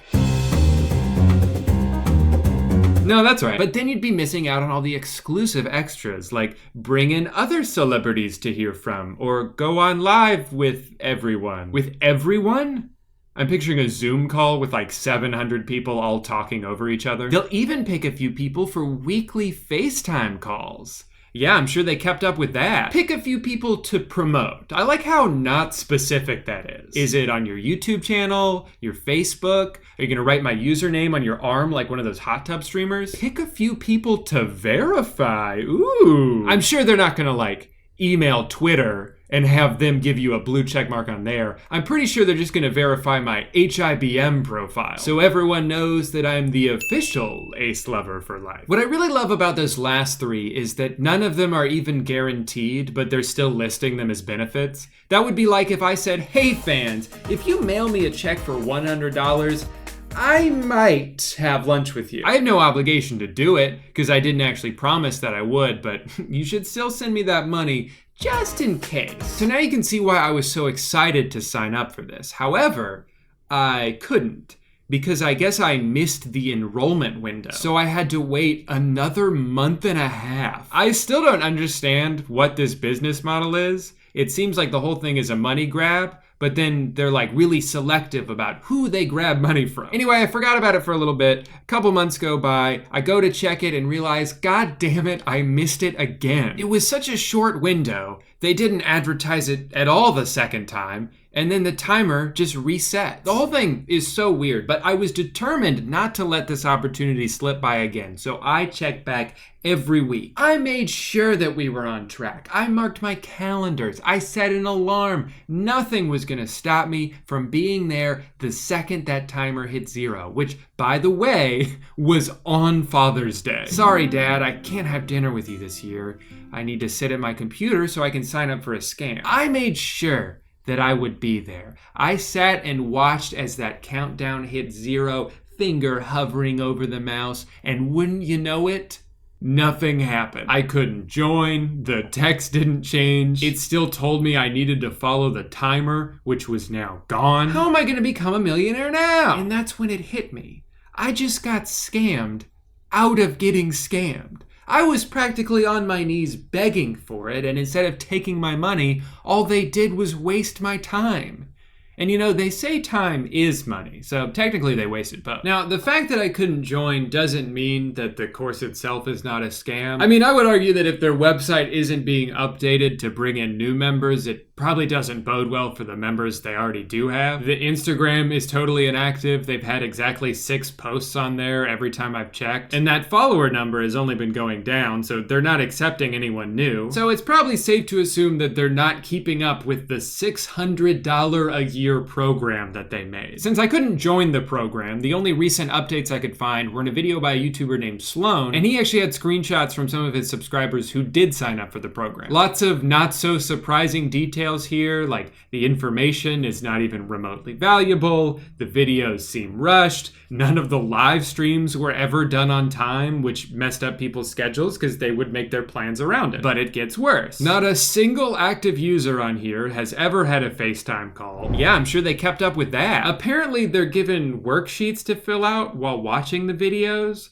so it's like homework that you have to pay for. But then when they turn it in, they don't get any feedback. So like, what's the point? And even though they're all frustrated with the service they're getting, they're worried about telling the truth and being blacklisted from the app. So they just continue pretending like nothing's wrong. And that's not even mentioning what people found in the user agreement, which includes 1 million words of legal jargon that essentially boils down to, we own any content that you post. We can reuse it however we want, we can monetize it however we want, and there's nothing you can do to stop us. Even if we just take a video idea and do it ourselves, or steal your merch concept because we like it for our brand, that's fair game, dude. And it makes me sad that even with all of that bullshit, the fans still want to forgive them. And that's what's got to be the most fucked up part of all this, is that you are specifically targeting your biggest fans. You're taking advantage of the people who trust you the most. How ironic that his own advice to you is to engage with your audience. Nurture them on every platform. Shouldn't you start by nurturing your own audience? Or are they not paying you enough for that? This isn't even the first time they're doing this exact scam. They already tried to do this a couple years ago with the Ace Club,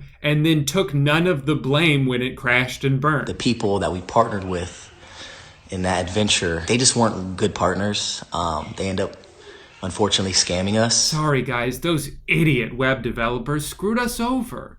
Or I guess what I mean is... You guys got scammed? Okay, so maybe don't do it again then. Did they think if they just made it really hard to join, You only have 24 hours. then people wouldn't find out how bad it is because people like me couldn't go and make a video about it? Or, and hear me out, do they just suck? I think it's that one. I'm actually surprised that this many people had enough faith left in Austin to want to sign up for this in the first place. I get it though, you're a fan, you want to give them a chance to grow, you want to trust them. I used to trust people too, but sometimes things happen that change the way you look at the world, that harden you as a person. It was 2006.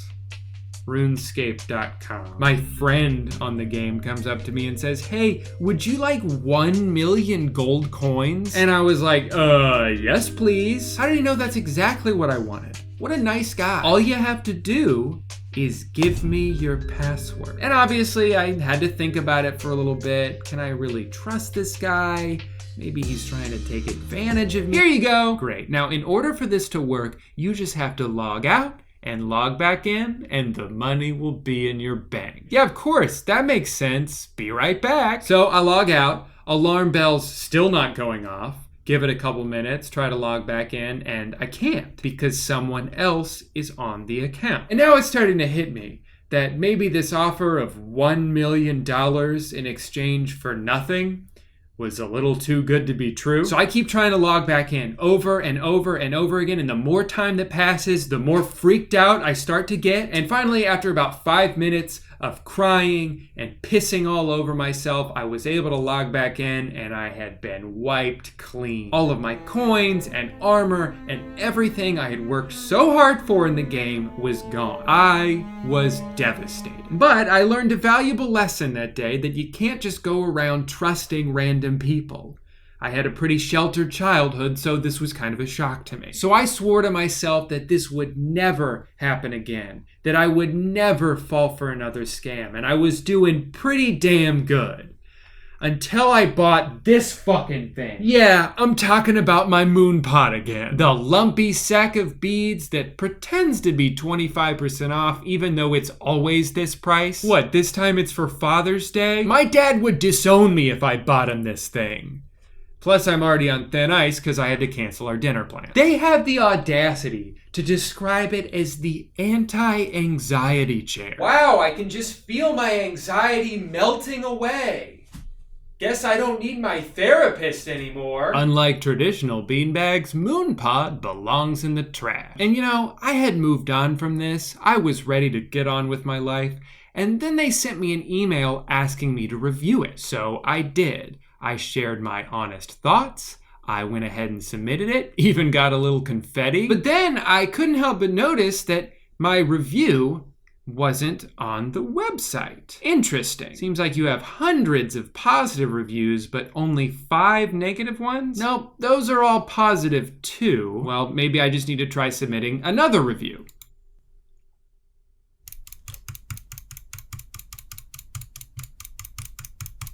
Cool. And where is that one?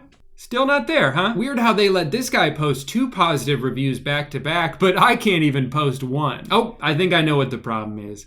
Am I being too mean? Here, let me tone it down a bit. That's the sound of me kissing your ass. Oh my God, they fucking posted it. Of course they posted that one. I can't believe that actually worked. Serious question, is it illegal to hide reviews like this? To just delete bad reviews off your website? Because I couldn't get a straight answer when I looked it up, but I did get 2 more ads for the MoonPod on an article about it. And if this screenshot doesn't belong in a museum, then what even is art? Since they don't seem to want anybody to find out how shitty their stupid beanbag chair is, could you guys do me a favor? If you see one of their sponsored posts out in the wild, and you probably will, could you maybe just comment something a little bit more accurate on it? Be as creative as you want, and don't worry about being too harsh, because they're probably just gonna fucking delete it anyway. Sorry for the rant. It's just that thinking about MoonPod makes me angry. Need to smash something. Cell phone. Goodbye, old friend. You guys know that I never get mad about anything on this channel, so it was probably a little jarring to see me get so upset. Won't happen again, I promise. Anyway, thank you so much for watching today's video. Be sure to stare intensely at that like button and subscribe if you hate me. I'll see you tomorrow for a really funny video where I storm back into that salon and demand that they put that hair back on my head. Bye. Now this is my home. Advertisements. The cost of using a free service, but at what cost? Advertisement. Or did I already say that? There are ads all over the internet. You probably saw an ad before this video. Most Google search results are paid ads. I'm actually doing an ad right now. Toilet paper. What is it? But for whatever reason, it seems like the worst ads are on Facebook and Instagram. Obviously, you've got all those mobile games that straight up lie about what the game is. And then another thing I've noticed recently is a lot of companies saying like, oh, the stimulus checks are here, so we've got a sale. We wanted to do our part during these difficult times, so we've decided to let you give us money. And then Facebook uses your interests to try to target related things to you. Oh, you like music? Then check this out. I be going off that Molly. 2 sip of that lean, I'm a zombie. And I don't like it. I love it. But most of the time it's crap, or it's products that probably are good, but they cost twice as much as they should because they need to make back the money they spent on marketing. So I decided, you know what? I'm gonna actually review some of this stuff. Everything that I see advertised to me on Instagram for the next week, I will pay for, and then I will own it. Wish me luck. I don't know why I had to do a cutaway. I was already on day 1. I had a feeling this would pop up. I've been seeing this a lot lately. It's a pillow that's shaped like a cube, and it's called pillow cube. First impressions from looking at it is that it does not look comfortable. It looks like it's made for people with very angular bodies, or perhaps a robot. So I guess this started as an Indiegogo and Kickstarter, and yeah, it kinda went viral. I don't know if 75,000 views, most of which were from paid ad campaigns, is something I would classify as going viral, but this is actually a pretty good commercial.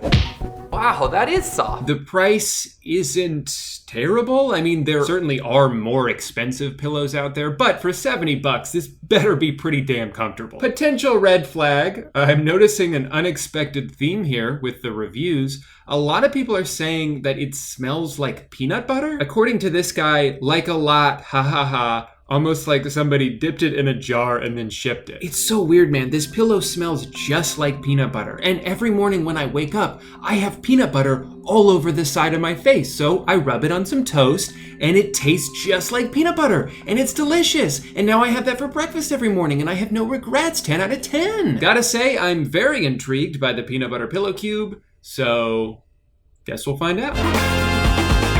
Okay, this looks kind of fun. A lot of you have commented lately about how my futon mysteriously disappeared from the background on my videos, and it's not a mystery. He left to go to college. But honestly, ever since then, there's been this gaping void in my life that I'd like to fill with something else I can sit on. As usual, one of the first things I like to do when I find a product is sort reviews by lowest, and it's probably a good sign that all of the 1-star reviews seem to have been done by mistake. My granddaughter is in love with Moonpod Space Gray 1-star. Was this helpful? No! Anna A says, I live on my Moonpod. From sitting in my toddler's playroom reading stories, to watching TV, to working remotely, it suits all my needs. It has a very little footprint. Like carbon footprint? Is it a hybrid beanbag chair? As long as it doesn't hurt my fracking business. It is more comfortable than you think is possible. Excuse me? Who are you, Anna, to tell me what I think is possible? You don't know what levels of comfort I've imagined. And you know, you may think $299 is a lot until they compare it to similar products. A Lovesac is $850. Even a regular beanbag chair costs $400. Which beanbag chair are they talking about? At least name a brand. You can get Big Joe from Walmart for 35 bucks. But you can't do all this on Big Joe. You can sit in Moonpod. You can recline in Moonpod. You can even lay in Moonpod. And don't get those two things mixed up, okay? This is reclining and this is laying. You see the difference? Laying, reclining. Ooh. These are not the same thing. And when I'm done with this video, I'm gonna go use my 3-in-1 shampoo and conditioner that also washes hair. Why even advertise it as 3-in-1? You did not need to do this live. How many people are gonna click on this and be like, 299 bucks? Hell yeah. But only if I can do 3 things on it. All right, enough yapping. This is probably gonna take forever to get here, so I should probably order it ASAP. Bye, money. I'll miss you.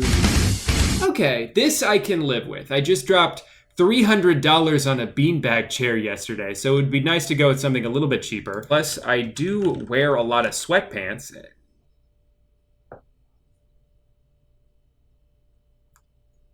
$89. These pants cost $89?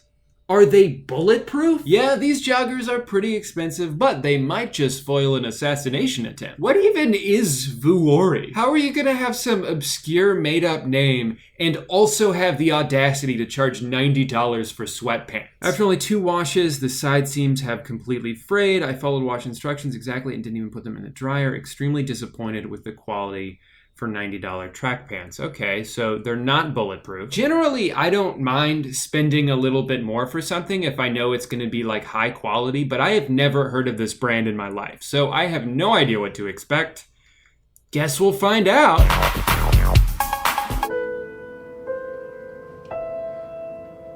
Why did I buy those pants? Okay, now we're getting interesting. Remember the beginning of the pandemic when everyone bought like 400 rolls of toilet paper and then no one could buy toilet paper? Well, because of that, I had started researching bidets at the time, but those were out of stock everywhere too. Long story short, I haven't wiped my butt in over a year, but the tides may finally be turning thanks to this ad. I've definitely heard of Hello Tushy before. They seem to be pretty similar to Dollar Shave Club in that they don't do anything that's like revolutionary, but they have really good branding. Like bidets are a very boring product, but they make it seem fun. You can join the Clean Butt Club and get $5 off. Don't mind if I do. And if I have any questions, Real Pooping Human is here to help. So I am definitely curious to try this out. My only reservation is I don't know if we're allowed to install this on our toilets. I'm gonna have to ask my landlord about it. What's up? Were you just standing outside the door waiting for someone to mention you by name? No. I came here to tell you your dishwasher's broken. Well, then fix it. That is not my job. That literally is your job. Also, do you think my name is landlord? Yes. Landlord is not my name. It's my profession. My name is Ninja. My parents named me after the Fortnite streamer. How old are you? I gotta go. Oh man, this staircase is steep. Whoa! Ah! Ow! Ow! Ow! Ow! Ow! Ow! Oh. I'm okay. You know, I'm 5 days into this, and I gotta say, I'm a little disappointed so far. In the past, I feel like I've gotten so many ads for snack boxes and candy, but this is the week Instagram decides to be like, you wanna spray your butt? And then put on some expensive pants. What I'm about to do is highly questionable. Some of you may even call it tampering, but I have to try to take matters into my own hands. If these ads are truly as targeted as they're supposed to be, then it's nothing a few Google searches can't change. Candy, candy, candy, candy store near me. Delicious candy. Siri, text my wife, candy for dinner? Good news, it worked. Bad news. Did it though? It's spicy candy. I was hoping for mild. They must be pretty popular though, because they're sold out of a lot of their flavors at the moment. I'm just gonna go with the watermelon ones that I saw advertised to me and hope that I don't end up hating my life. It's been 1 week. I thought I had seen the worst. I thought spicy candy, well, at least tomorrow will be better. And then I saw this. Instagram has a cruel sense of humor for saving this one until the end. I was 1 day from retirement, damn it. Well, let's check it out. So a company called Microclimate is making this protective space helmet with a built-in fan and filtration system, and it costs $300. This is obviously supposed to be an advanced and very expensive alternative to wearing a mask. The transparent acrylic dome allows the wearer full peripheral vision. This helps the device quickly fade into the background after being put on. You know, I'm not so sure that's true. Maybe for you, you'll forget about it, but for the people staring at you in the grocery store, I don't think they're gonna be like, what the hell is... Oh wait, no, he has full peripheral vision? Okay, nothing to see. They've got a fair amount of testimonials. Reggie Watts is one of them. If it dies, do you lose oxygen? That would be crazy. Hey, if Reggie Watts likes it, I'll give it a shot. You dumbass. I also like how they're also trying to make it seem like it serves multiple purposes. It's not just for the pandemic, it's also for seasonal allergies. Now I'm sold. I'll be sure to wear this out in my garden and then see how long it takes for my neighbors to stop talking to me. All right, let's go ahead and buy it. Honestly, this is a pretty good haul here. I'm excited for everything, not just for the helmet. Our total came in at just under $1,000, which is not great, but I guess it could be worse. Now all I gotta do is wait for everything to show up. Oh, there it is.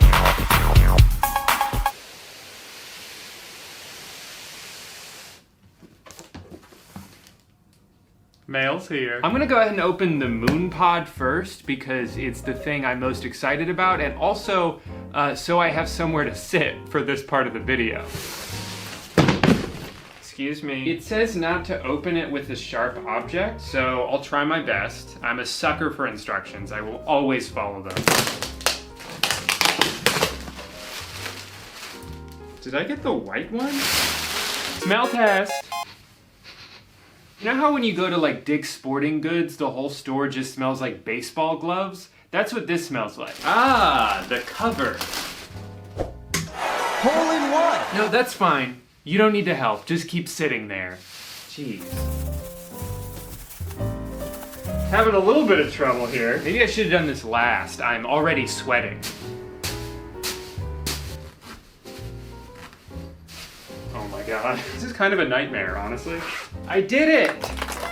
and it only took 9 minutes. It's more rectangular than I was expecting. I guess I thought it would look more like a beanbag chair and not a giant pill.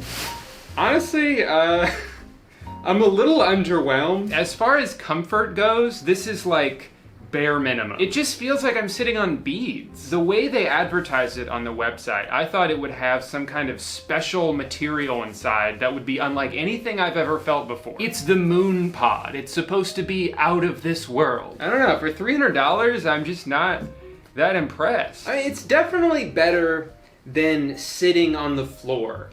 Like outside in the rain. All right, let's get these pants out of the way. Just a reminder, guys, I spent $89 on these, so they really are gonna have to blow me away here. I mean, they're definitely pants. They're a little baggier than I thought they'd be. That is what the one review said. They're very warm. Like, I've only had these on for about 30 seconds, and I can already tell I'm gonna sweat up a storm in these. When I take these off, they're gonna be just soaking wet on the inside. But pocket.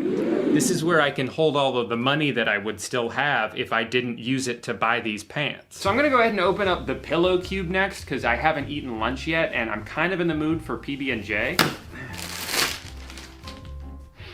It does not smell like peanut butter. It smells like wet paint. I don't know if that's better. Obviously, I haven't gotten a chance to sleep on this yet. I'm gonna sleep on it tonight and let you know what I think. But first impression, as with everything so far, is I can't believe I spent as much money on this as I did. So I've slept on this a couple times now, and I think I like it. I kind of alternate between this and my other pillow, but I'll definitely get some use out of this. It is definitely as soft as advertised, but in hindsight, I probably should have gone with a wider one.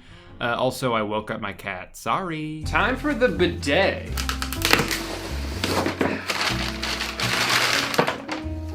Is it breaking? Let me tell you guys a little story about how crafty I am. So I wanted to install this in our second bathroom just in case I messed up really bad and like broke the toilet. But then I realized I needed a flathead screwdriver to take out the seat and couldn't for the life of me find mine. So I went out and bought another one. Then I tried to unscrew the seat and I kept turning and turning and turning and nothing would happen. So I gave up and went to our other bathroom. The same thing was happening there. And then I realized, oh, you also have to unscrew the lug nuts on the bottom, you fucking moron. So then I successfully removed the seat, inserted the bidet, and that only took a couple minutes. Now all I had to do was hook it into the water line, which I managed to loosen all the way until I realized I needed to replace that pipe with a more flexible one so the bidet attachment would actually fit. I didn't realize I could have just ordered this part from Hello Tushy when I bought the bidet, but I'm not exactly the most forward-thinking person. Anyway, I had to go out and buy one from Home Depot, and from there I had no issues. If I'd actually been prepared ahead of time, this whole process would have taken about 10 minutes, but instead I turned it into a 2-day project. Now, if you'll excuse me, I've got a butt to spray.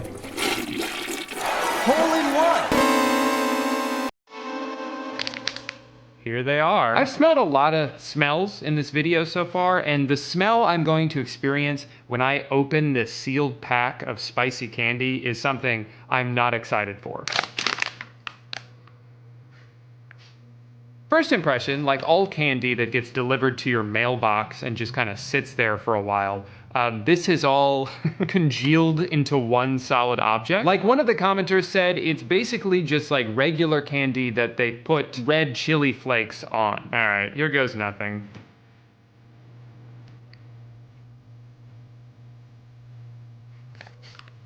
Let me try one with more spice on it. I feel like there wasn't a lot of spice. Here's a nice close-up for you guys.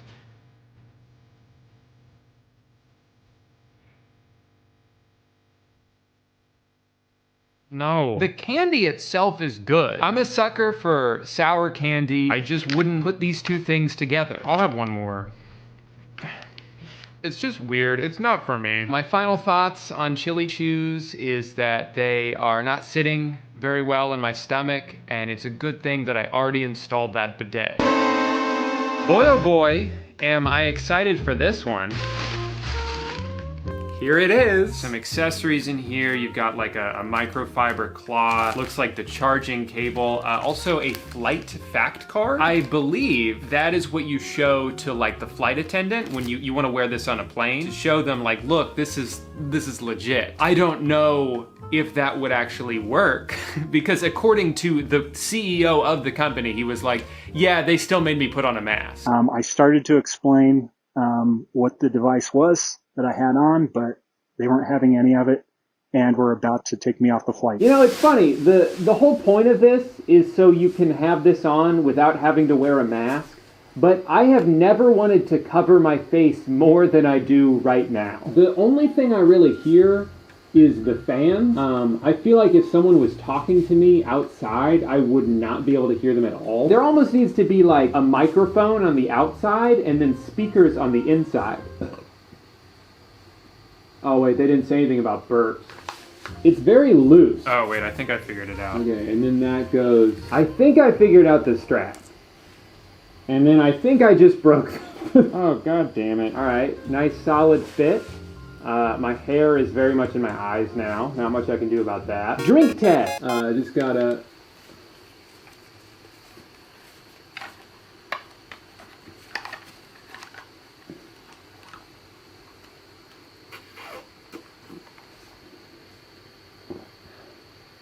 And it's that easy. Yeah, definitely shouldn't have worn glasses with this. It's pushing down on my glasses, and instinctively I want to like push them back up, but there seems to be a glass dome in my way. I would say overall the theme today has been overpriced and disappointing, but it's not fair for me to judge this just sitting here in my house. I shouldn't have to wear this sitting right here. What I need to do is take this out for a test drive. Within minutes, I couldn't believe how wrong I was. This thing is incredible. I've never felt more safe in my life. Safe from contagious diseases and motorcycle accidents, from thunderstorms and rogue baseballs. I think I might be invincible. Siri, cancel my doctor's appointment tomorrow. I don't need it anymore. I deserve to be rewarded for this moment of clarity. I deserve a snack.